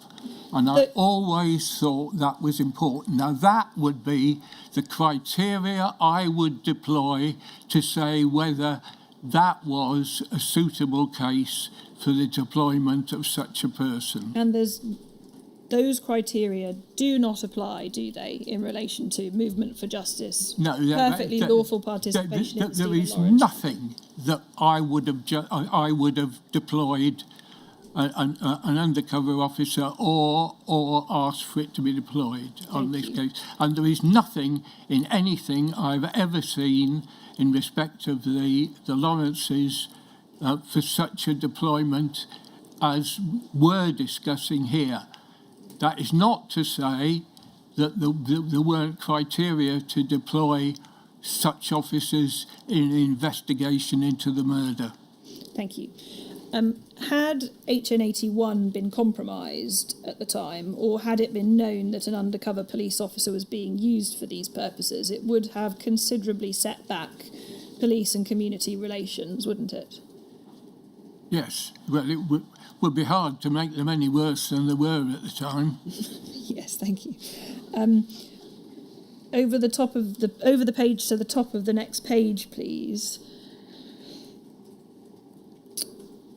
The last sentence in that paragraph, allied to this, was a concern about the damaging effects of sustained political pressure from hard left and anti-police elements. That seems to articulate the reason for SDS interest in far left campaigning against the police, doesn't it?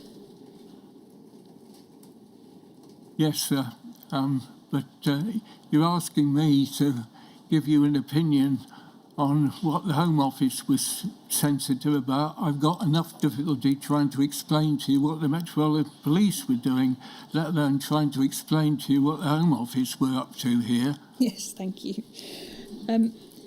Looking at as you've read this note, looking at the entirety of the content of D.I. Lambert's note of the meeting, do you think that the submissions to the Stephen Lawrence inquiry would have been informed by that meeting with HN81?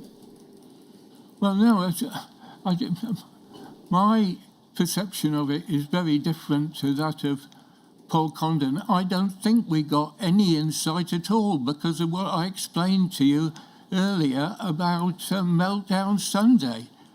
I think, the most of the Metropolitan Police, from the top down, were astounded by the leak. Paul Condon needed the day to think about it. And my experience of it was, whatever we'd been thinking about racism, we didn't think it was going to be as bad as that. And we thought it was going to be pretty bad. I don't think, I'm not in any way seeking to justify or offer an explanation for the appalling behaviour of digging into the private lives of the Lawrences or their campaign. But as I've explained to you, my experience was if you wanted to know what they were thinking, you went and asked them, and they told you. Thank you. MPS 07200946 at tab B9 of your bundle, Sarah, is an SDS briefing note concerning the Stephen Lawrence campaign and extreme left-wing involvement and extreme right-wing groups' racist activity in London. And this note at page 3, it's dated the 14th of September, makes reference to Mr. Walton of CO24, so your task force, receiving ad hoc off-the-record briefings from the SDS.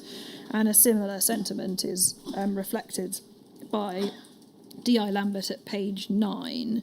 Mr. Walton suggests that this is a mistake and he only ever had that one meeting that we've been to on the 14th of August. And I just want to ask you, when he was on your team, were you ever aware of Mr. Walton receiving other ad hoc off-the-record briefings, in other words, more than that one on the 14th of August with the SDS? No, sir. As I've explained to you before, and I'm sorry to be unkind, but I have no recollection of Richard Walton on my team at all. And I certainly didn't have any briefings from him. I did hear from Colin Black periodically. Yes, thank you. For completeness, there was a further meeting on the 11th of September 1998. That can be taken down now, thank you. At 9:30 a.m. and you were in attendance. Do you have any recollection of a meeting on the 11th of September in relation to submissions to the Lawrence inquiry? Sorry, am I meant to be looking at something? Yes, we can look at MPS 0749705 page 8 at paragraphs 18 to 19. And this again is the Hugh Giles, who's a Metropolitan Police solicitor's note of the non-legally professionally privileged material from the minutes of this meeting.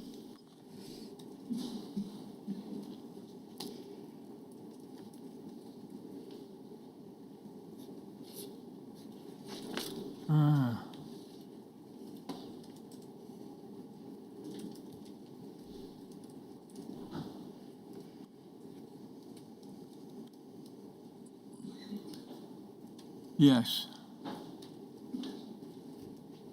I've no reason to demur from that, but it's interesting from my perspective. It's an attendance note because I had considerable discussions with Mark Ellison about attendance notes and what they were. This was during a trial period for attendance notes by our solicitors department, and they'd been looking for these notes, but not under the heading of an attendance note. And that's part of my issues, sir, about the ability to search in archives for things. Yes. Thank you, that can be taken down. I want to move on then. At paragraph 30, pages 17 to 18 of your witness statement, you mentioned Julie French, who you mentioned earlier on this morning, who was a member of Superintendent Quick's team who joined your team, although you can't remember exactly when. You say that she had done some work on historic MPS thinking in relation to racism. Just very briefly, what sort of conclusions had she drawn and how were they received by senior officers in the MPS? Okay, specifically, when are we talking about? Drawn her conclusions when? Sorry to ask you. Well, a question. what you say in your witness statement was that she had done some work on historic MPS thinking in relation to racism, and I just want to ask you about that work. What conclusions she'd drawn and how they were received. Okay. Right, sir. This is quite complicated. Well, just very briefly. No, it can't be dealt with briefly because there's a great deal of trouble attached to this. Julie French and I pulled together an account of why we thought the finding of institutional racism was fully justified. Is that the paper that you say you worked on together that caused some controversy? It caused very considerable controversy. Amongst who? Amongst the police, amongst the media. And in terms of it amongst the police, amongst very senior police officers, including the Commissioner? Rage, not by the Commissioner, but by some other senior officers. And it got referred to in an industrial tribunal. The Metropolitan Police lawyers, some of them were absolutely furious with me for having written it. They said I undermined the cases they were making against allegations of racism against them. It was very unhelpful for us to have done it. We did it for the reasons of explaining to the people who were asking originally and our own colleagues of why we had accepted institutional racism. I bitterly regretted the pain that it caused Julie, which was considerable. Thank you. In terms of the extent of your involvement in the MPS's response to the inquiry following receipt of warning letters, so these were letters that came to Metropolitan Police asking for their response on the findings that the inquiry proposed to make. Maxwellisation letters. Indeed. Did you have discussions about those with the Commissioner and other senior officers? Yes. And did the Commissioner, Mr. Quick recalls that there was a very adversarial exchange between the MPS and the inquiry on the topic of institutionalised racism. Do you recall that? I don't recall it being very adversarial.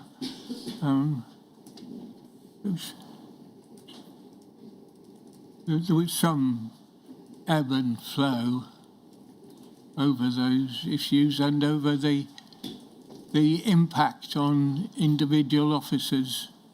But there always is when Maxwellisation is going on and there's going to be criticism of individuals. Did the Commissioner hold a strong view that this particular phrase, institutionalised racism, was an unhelpful phrase insofar as it would be perceived as branding the entire organisation as racists? I'm sorry, you've used the expression institutionalised again. It's institutional racism is the issue. And they are defined in rather different ways. I wouldn't want to go into it now, but we need to stick to the actual wording that Sir William and co were using. Institutional, yes. I think the Commissioner was concerned, as he explained, I think, to you yesterday, sir, that his view is that it's the collective failure of the organisation, and that would be my view, that it was institutional racism is the collective failure of the organisation, the failure to provide a professional and appropriate service to people because of their colour, their culture, their minority ethnic status, and it can be identified through processes and practices and behaviours as unintentional, thoughtless, stereotypical, and so say racially unwitting. I think that lets us off the hook, but that's beside the point. But the Commissioner was very keen on the collective responsibility of the organisation as opposed to some of the individual things that he felt was difficult. Did you agree with the Commissioner's view? I agree with some of the Commissioner's view. I thought there were some officers that you might find them culpable. Others, I felt, were being sucked into it through no fault of their own. We'd put them in harm's way and we'd failed to give them the training and the understanding that they needed. That would be my position on it. We put them in harm's way.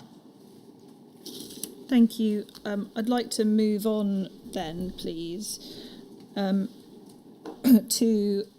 a briefing note, a special branch briefing note on proposed demonstrations at New Scotland Yard calling for the Commissioner's resignation. That's MPS 0722498 at page 13, please, and it's at tab B28 of the bundles. This is a briefing note dated the 31st of July 1998, and we can see from page 13 that it's recorded as having been sent to you.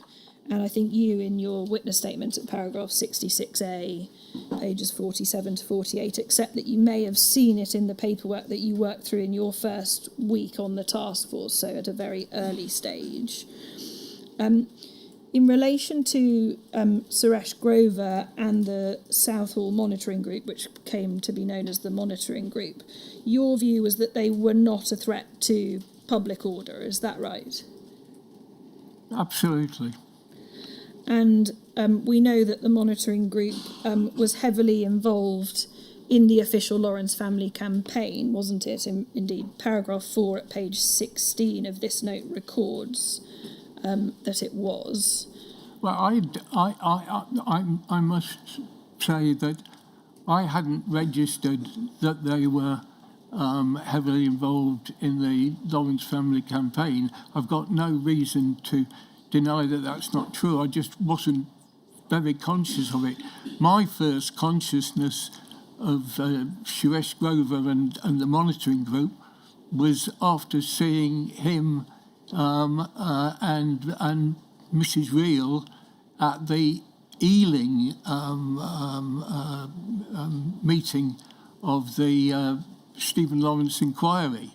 And it was after that I made contact with him, because he was the only route into Mrs. Reel. And when I got the briefing that I shouldn't be having dealings with Suresh Grover and the monitoring group, I thought it was insanity, because it was the only route for dealing with the mother of a child who was the subject, certainly on the family and the community account of things, who had been the subject of a racist attack and had then gone missing. You couldn't not talk to somebody like that.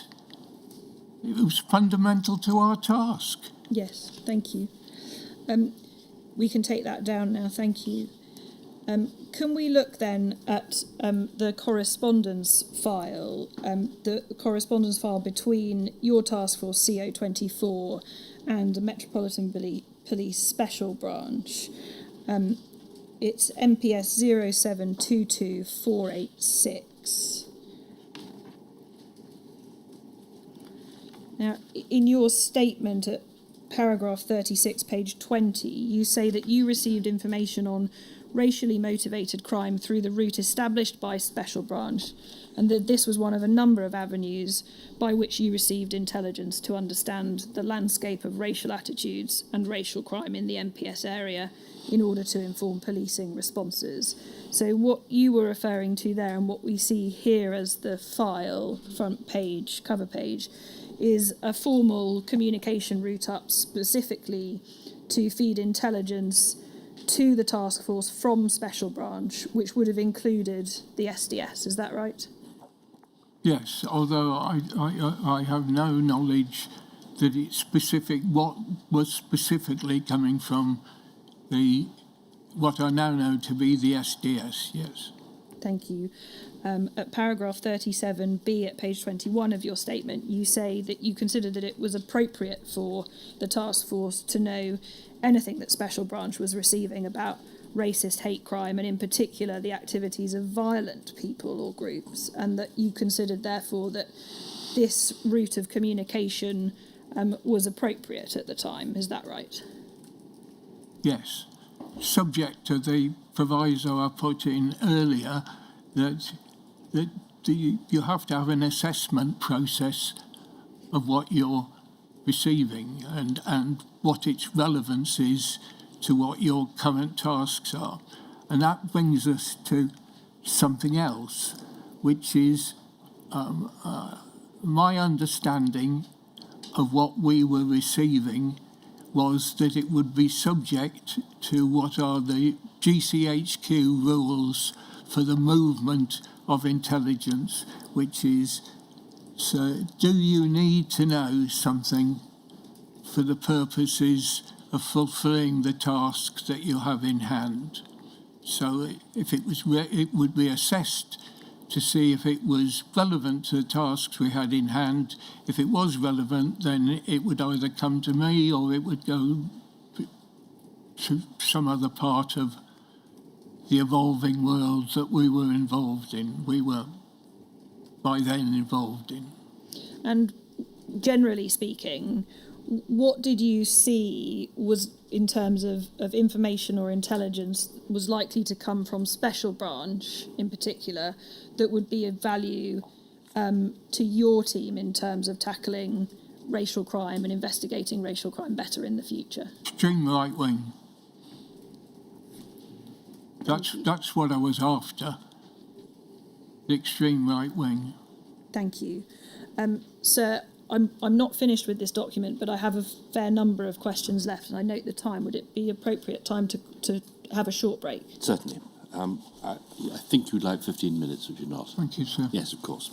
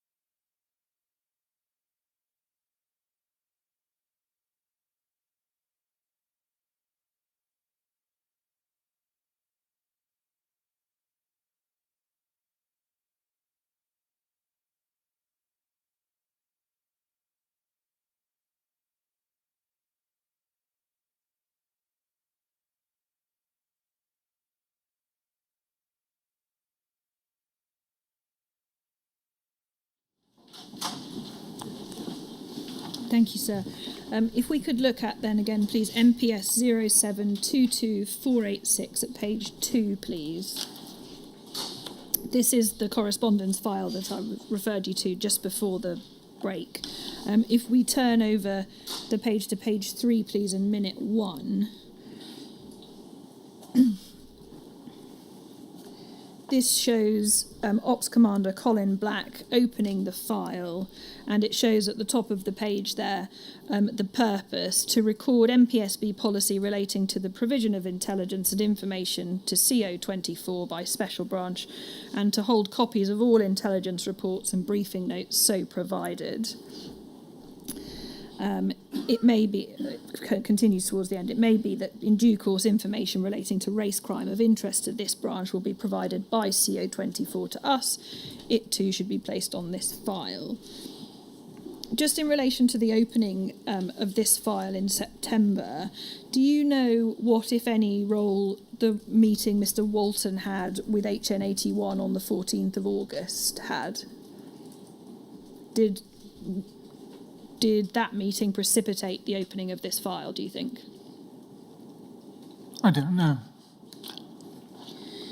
If we look at page 4, please.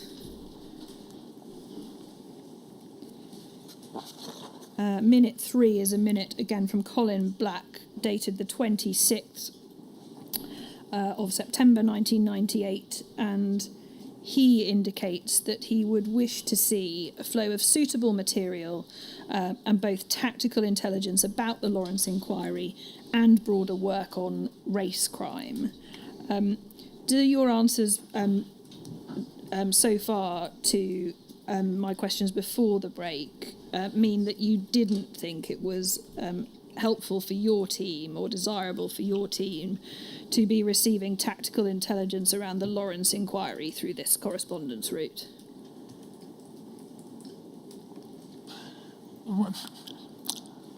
I think it's very loose language. It would depend what the tactical intelligence around the Lawrence inquiry was. If it related to race crimes,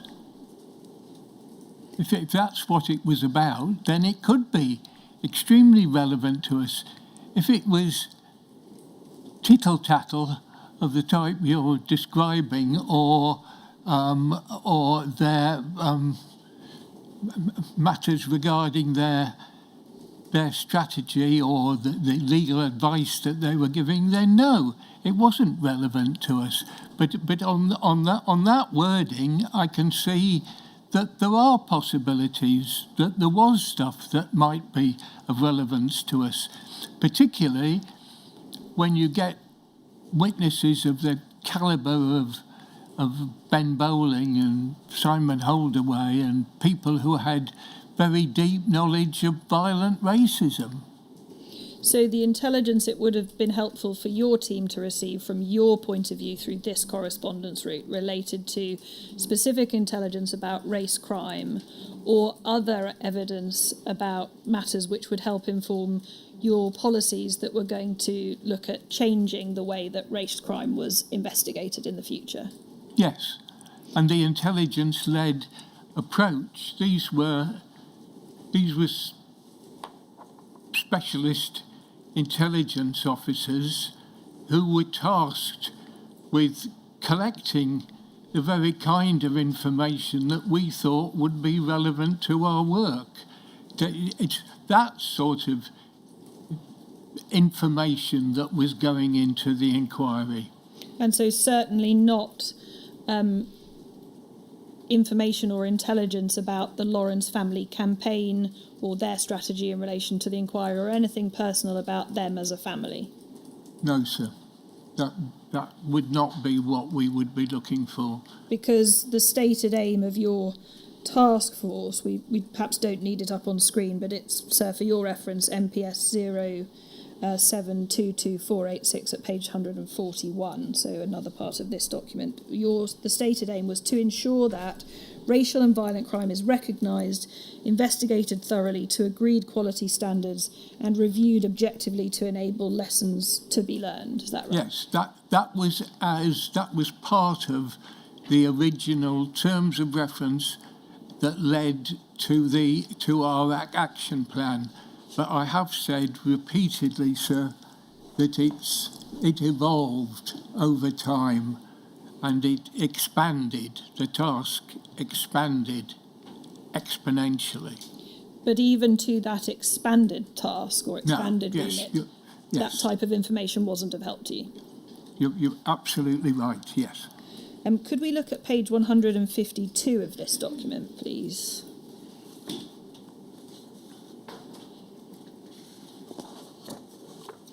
C at the top there, please. This shows the task force working on intelligence regarding community tensions. Was it envisaged that Special Branch would help feed in intelligence in relation to this? Everybody. Everybody, including the SDS? Everybody. When you're doing community impact assessment,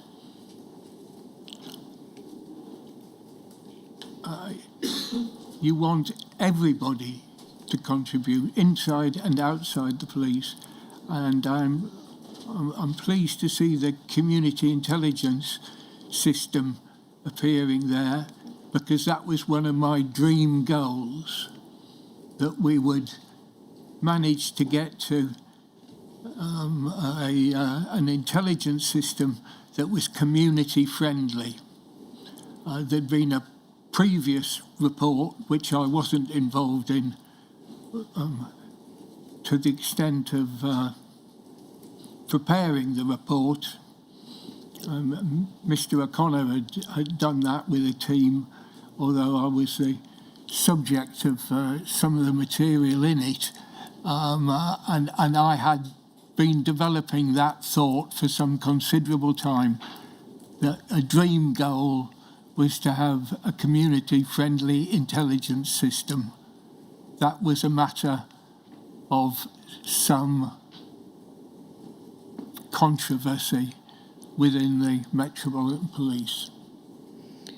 You mention at paragraph 36 at page 20 of your statement that you had other avenues of getting information other than through this particular formal correspondence route with Special Branch, and that included non-covert information. Was the community intelligence system one of those sources? Yes. And you've repeatedly referred to just talking directly to the families, for example, the Lawrences, Mrs. Reel. Was that another source of non-covert information? Yeah, and many other cases which had been subject of criticism, whether they and documents relating to them. There was a whole history of cases that we had to have a look at, the precursor cases, which should have been seen as warnings for what was coming from this inquiry. We should have learnt much earlier. Did you have a view at the time as to the relative value as between those other sources of information and this particular correspondence route with Special Branch?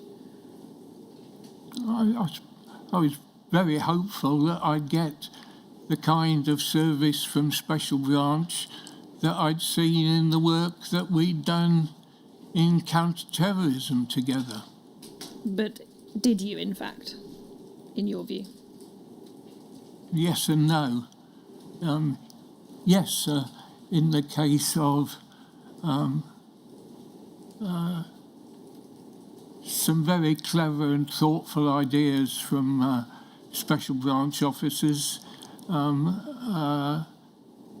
some thoughtful things about the extreme right wing, but nothing like the level of information, help, success that we'd had in counter-terrorism. And you say that the correspondence route was one of a number of avenues by which you received intelligence to understand the landscape of racial attitudes and racial crime in the MPS area in order to inform policing responses.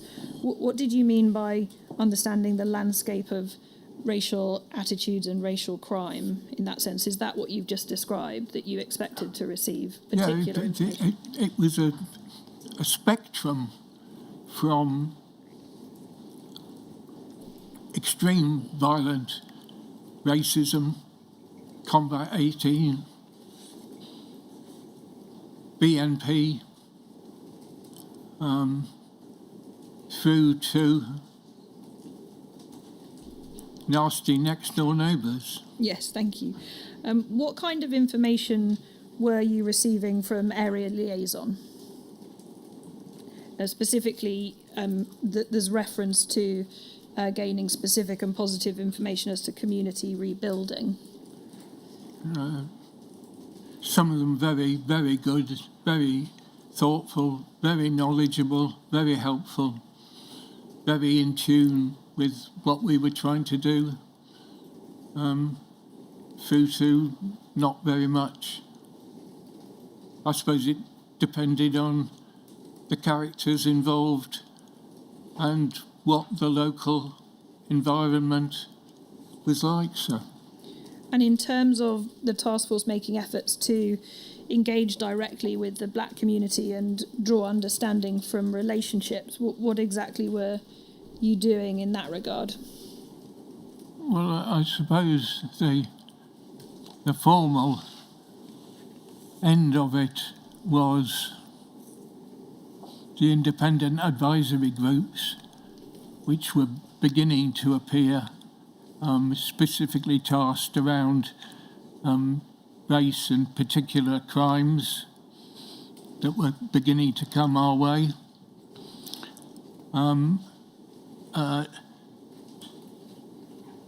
Over time, we had this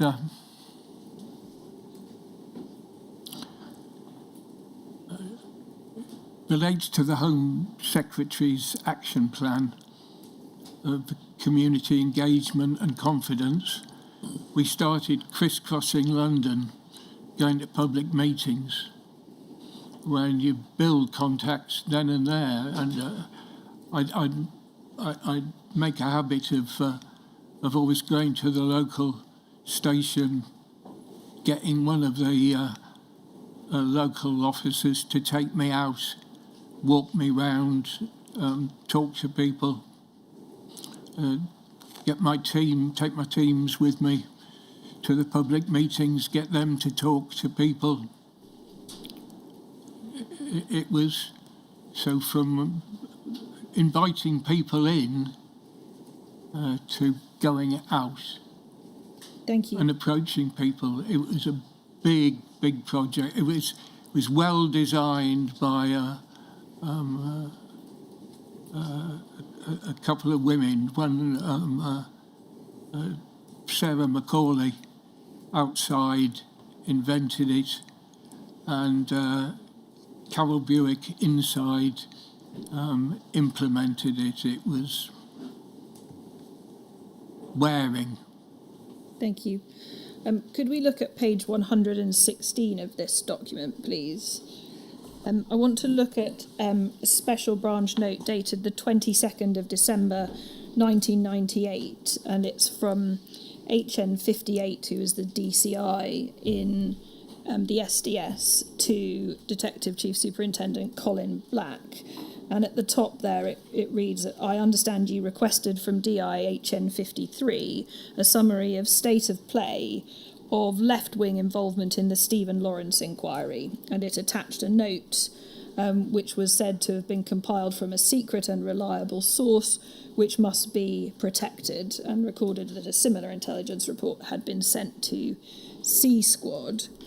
The minute at the bottom of page 116 states, "Seen, thanks for the courtesy of this visit, DA 12-1-99, and it's signed by a DAC.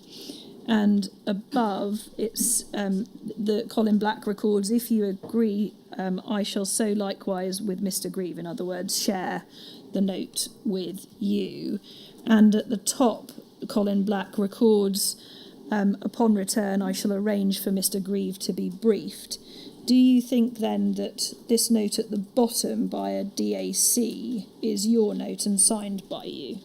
I don't think it is. I know it is. Okay, fantastic. It's definitely me. Thank you. So you definitely saw this note at the time. No, I saw Colin Black at that time.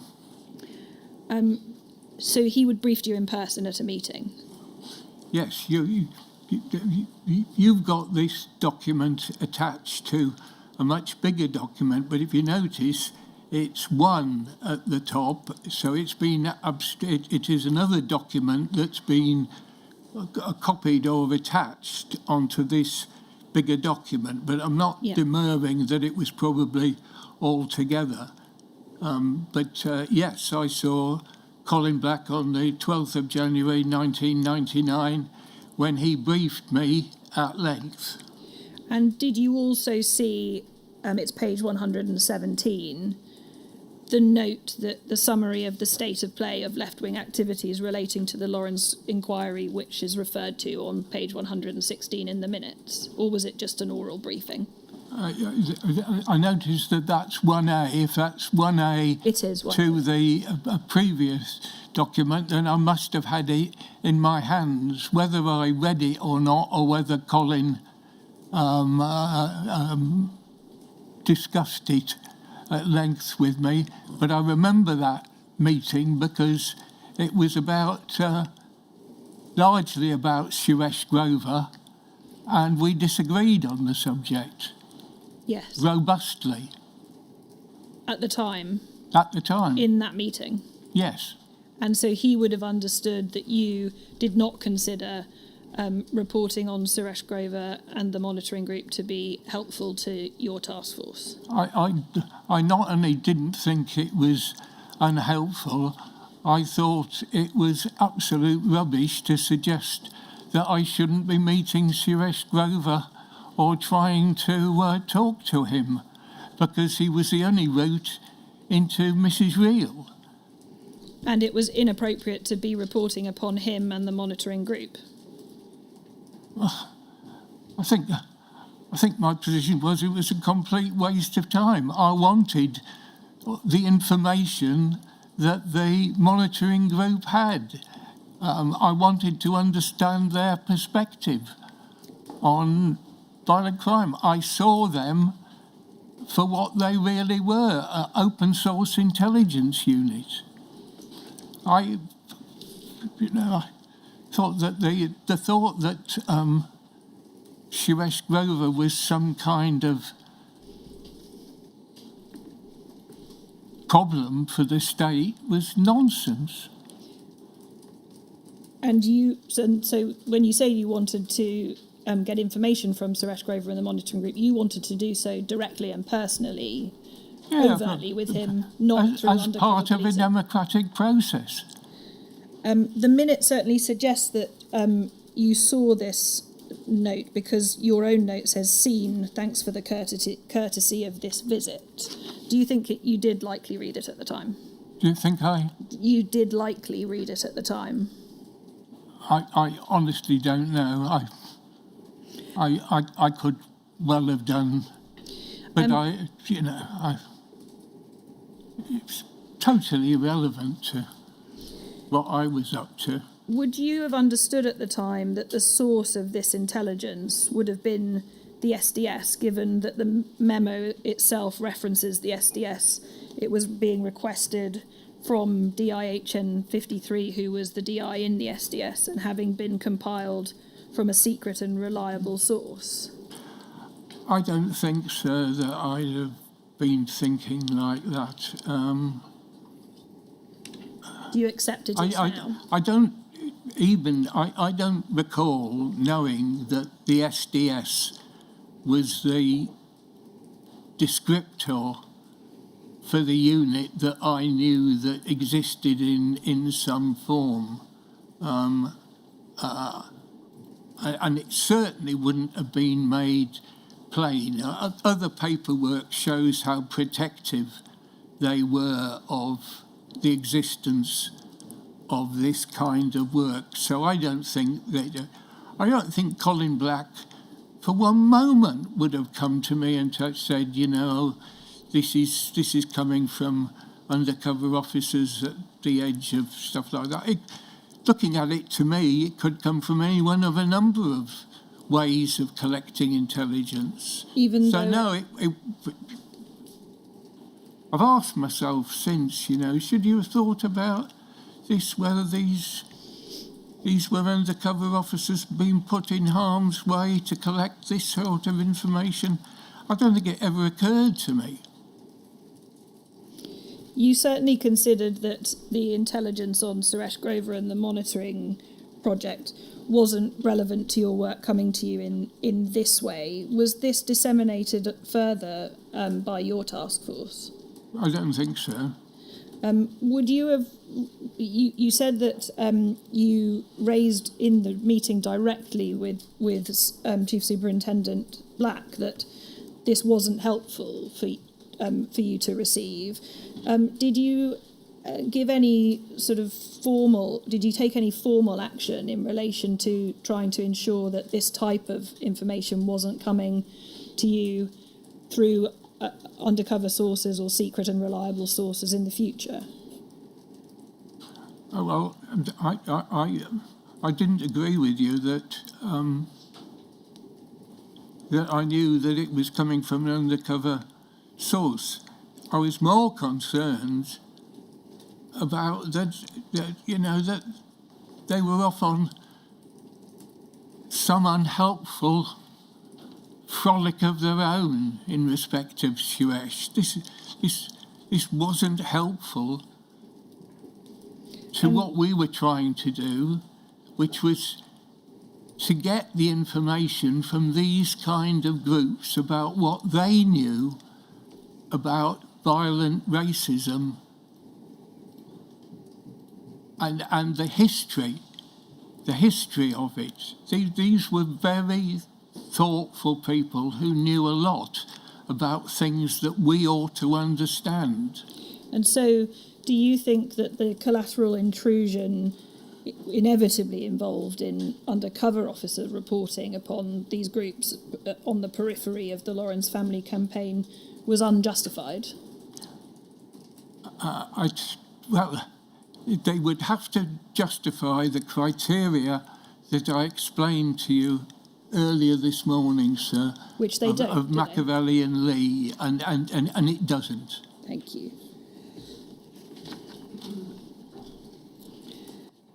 You refer to further reports in your witness statement, two further reports in particular, one on the Stephen Lawrence campaign associated organisations dated the 10th of September 1998, which is page 183 of this document, and then one further report which we'll come to in a moment.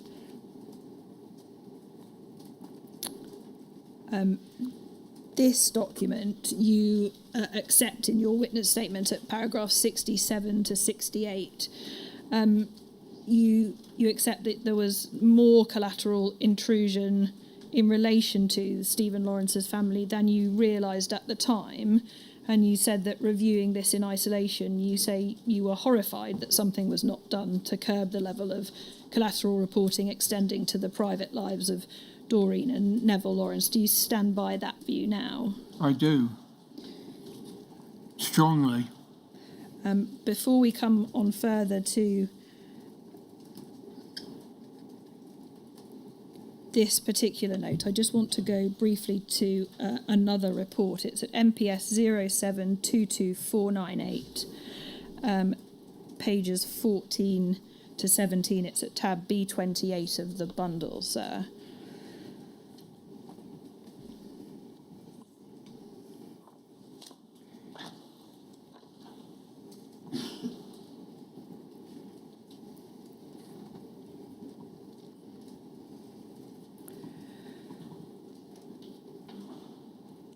and over the page, please.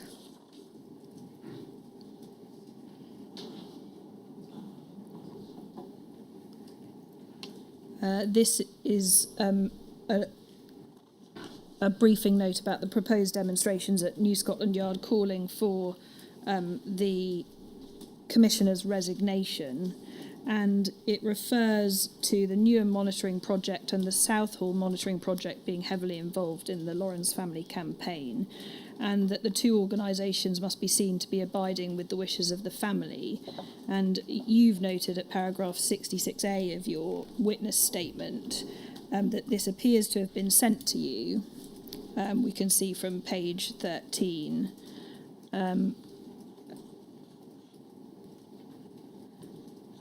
The manuscript at the bottom middle of the page. And you've noted in your witness statement that reference to Neville Lawrence's view that the Socialist Workers' Party and MFJ were using the Lawrence inquiry to raise their own profile. The inclusion of that in reports such as this and Neville Lawrence's private view to have been regrettable.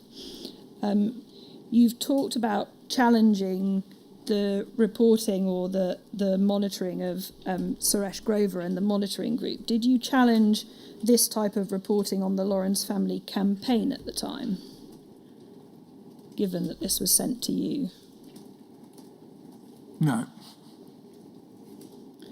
Not in the way of the discussion, but then I was face to face with Colin Black, and this was movement on paper, so I definitely didn't do it in the way that I dealt with Colin Black, sir. Do you consider that you should have done something to challenge this type of reporting to you at the time? Oh, absolutely. Hindsight. I've considered that umpteen times. Certainly should have done much more, but, this is, within the first 3 weeks of my deployment, I was still struggling with what this was all about.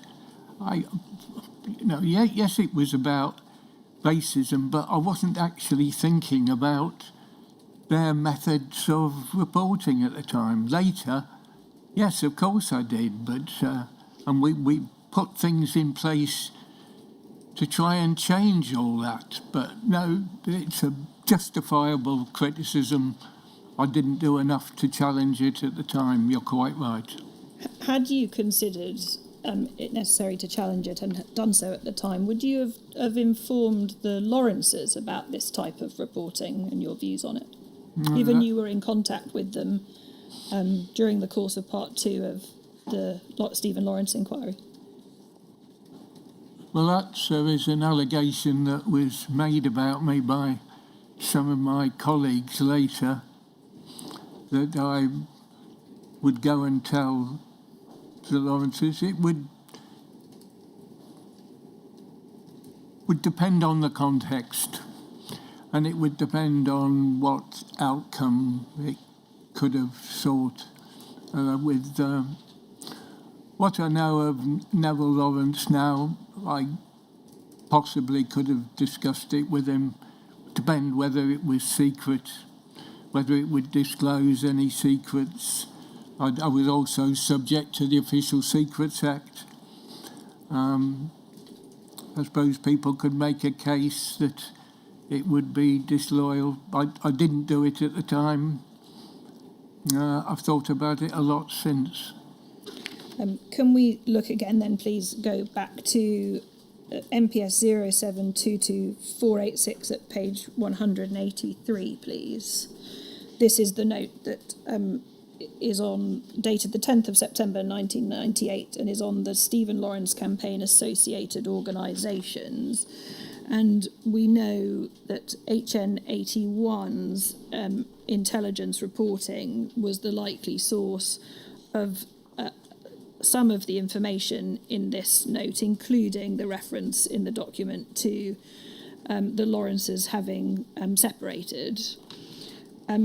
This note is recorded at the very top to be produced for the information of the Commissioner of Police DAC Grieve and Superintendent Thornton, it states it contains secret and delicate source material and relates to politically motivated groups, some of whom are monitored by this branch, that have involved themselves in issues concerning the Lawrence inquiry. Can you help us with how this note came to be produced? No. The fact that it states it was produced for the information of the Commissioner, you and Superintendent Thornton, from your knowledge at the time of how things worked, does that suggest that it was requested from the top down or not? I really have no idea. Could it have been self-commissioned inside Special Branch because they thought it was a good idea because the Commissioner, you and Superintendent Thornton were interested in the matters in relation that are contained in this note? Yes, could have been their perception of that. So there are still two possibilities. It came from the top down or it came from within Special Branch, so far as you're concerned today. Yes.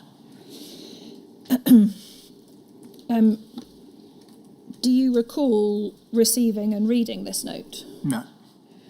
Given that it states it was produced for your information among the two others, is it likely that you would have received it and read it? I would assume so. And given its subject matter and the timing of it, given it's in September 1998 and the contents of it is about various of the different groups related to race. Well, it predates the Commissioner's attendance at Part 2. So I suppose it could be relevant to him to that, or some of the contents of it could be relevant to him to that.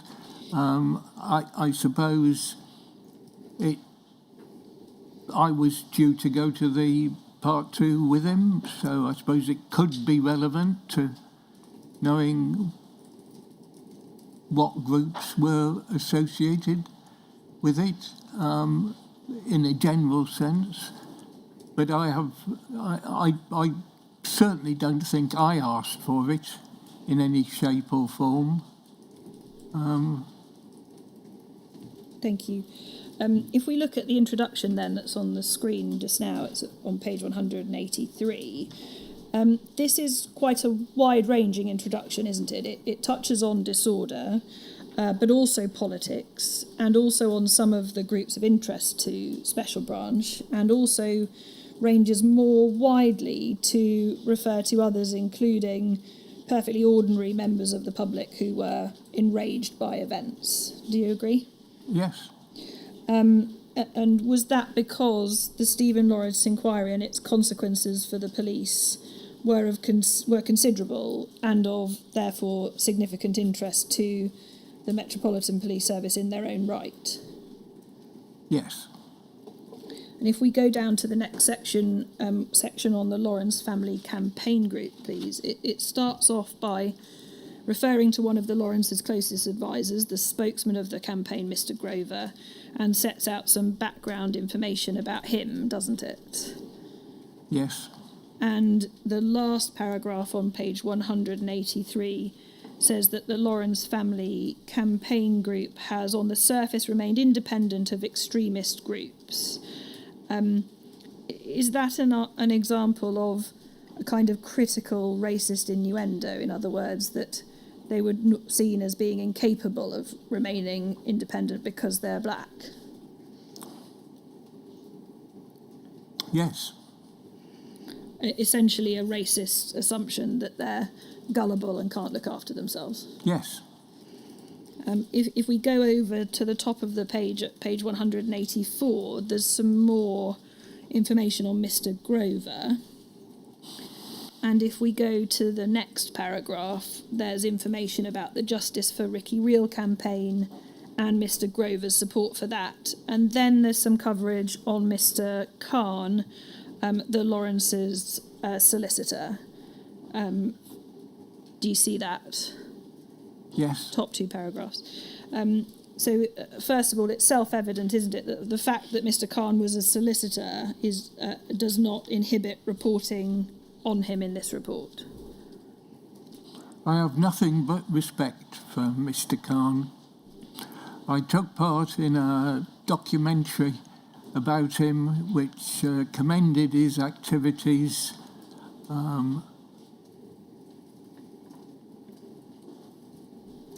If I was in trouble, I'd want the likes of Imran Khan representing me. I deeply regret that this kind of material was produced and seen by me in any form. Thank you. What we're seeing here is reporting on the Lawrence's closest advisors, their spokesman solicitor, and its prominence at the start of the report is because Special Branch in particular, but also the MPS more widely, was particularly interested in who was close to the Lawrences, weren't they? Yes. But you weren't.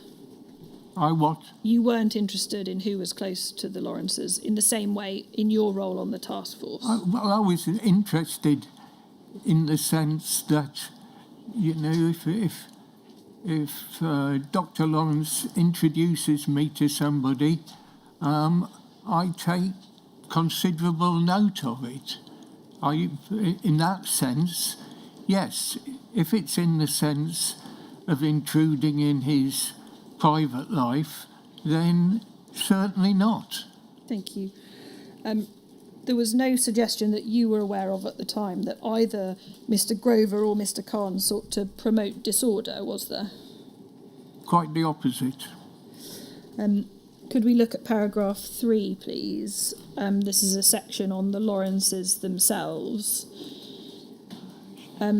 This opines on Dr. Lawrence's abilities as a speaker, as a public speaker, doesn't it?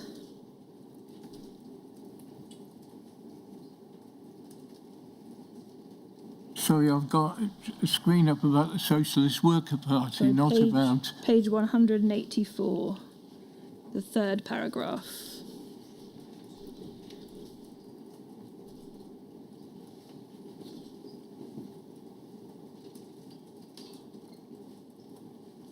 One, two, three, fifth line down. He's not a good public speaker, but will attend meetings and speak if invited, etc. Talking about his abilities as a public speaker. Do you agree? That's appalling, and it's not true. I also took part in a documentary which described Dr. Lawrence's appearance, I think it's at the TUC conference, which was described as one of the great speeches of the 20th century. It's absolute nonsense. And I have no recollection of ever seeing that before. That incenses me.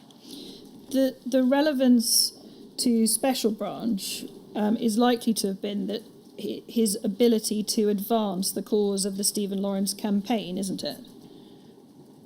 That's what they were interested in. Would you agree? Yeah, but It's not of policing value. it's not a policing matter, and it's total nonsense. If we look also in this paragraph, there's clearly some very personal and private information about the Lawrences, Yes. in particular about their Yes. split. Information said not to be public knowledge. Would you have understood from that phrase, and in particular the concern recorded in this note that the information was from secret and delicate source material, and this paragraph here which records this information is not public knowledge, that this was from a covert source, in other words, an undercover officer? Well, no, it doesn't follow that it could only come from an undercover officer, but my horror of this material remains. That doesn't mean I'm challenging how ghastly this is. Why do you consider that it was felt appropriate to push this kind of private information all the way up to you as the head of the task force and to the Commissioner?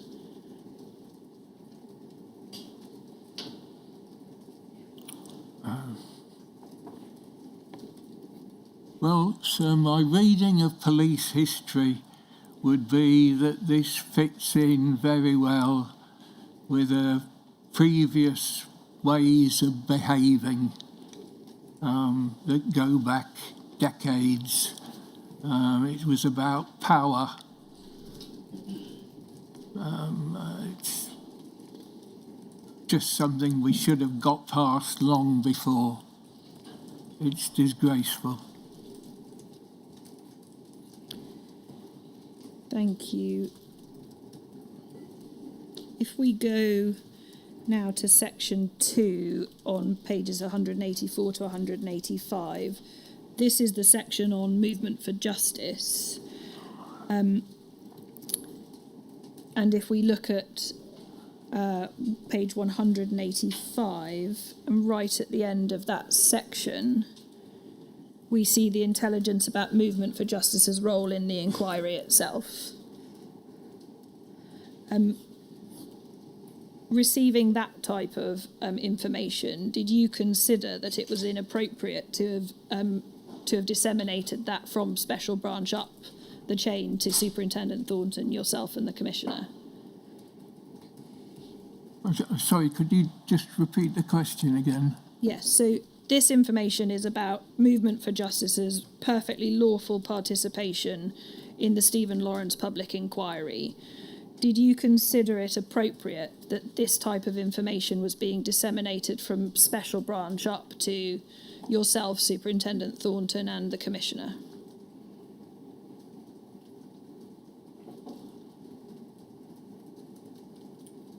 Well, if their assessment was that this was going to lead to some kind of public disorder with possible risks attached to it, then I can see that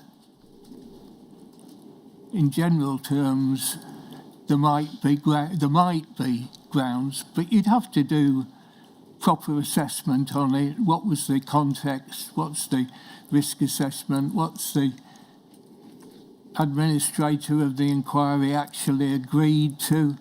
What's this about organising a demonstration and then shifting it to being about presenting a petition? It strikes me as insufficient at the moment to justify any sort of reporting, but there may be more to the background that I haven't spotted or seen. Certainly not from this document. Would you agree? Certainly not. Can we look at page 187, please, in section 7? This is entitled the Justice for Ricky Reel campaign. And then if we go over the page to the rest of that section, the activity being described here in relation to this campaign is all completely lawful, isn't it? Absolutely. No public disorder, I should say, adverted to at all. Absolutely. It's not subversive, is it? Certainly not. It is a campaign critical of the Metropolitan Police Service on racial grounds, though, isn't it? Yes. Again, in those circumstances, it was inappropriate to have disseminated this information, to have reported on this information and to have disseminated it up to you, Superintendent Thornton, and the Commissioner, wasn't it? There was no proper policing purpose to this. It wasn't of relevance to your task force either. No. Would you agree from the contents of much of this report that there don't appear to have been any particular boundaries in place on what was being reported and disseminated outside of Special Branch up the chain of command through you and to the Commissioner?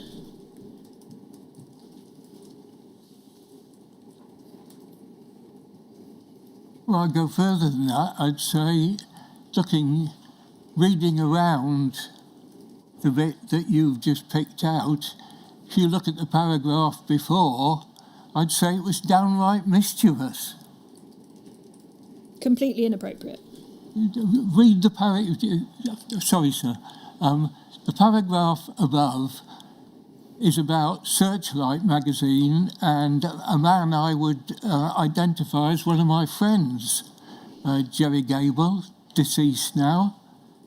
That is a dreadful thing to report. And, that Jerry had demanded that the commissioner step down and that I'm appointed in his place strikes me as downright mischievous. I hadn't noticed that before. The reporting on the Lawrences and their campaign is being reported and disseminated because they are complaining of racism in the police, isn't it? Absolutely. And they were making entirely justified complaints about the police, weren't they? Absolutely. And they were being reported on by an undercover officer for their actions. Well, I don't know that at the time that this document is but we know that this allegedly document shown to me. But we know this document is based on, at least in part, on HN81's reporting. So knowing what we know now, they were being reported on by an undercover officer for their actions. Yes. And their thoughts. Yes. Notwithstanding their extremely firm public stance against disorder. Yes. That sort of reporting in official documents is less favourable treatment, isn't it? Sorry? Less favourable treatment. It's institutional racism.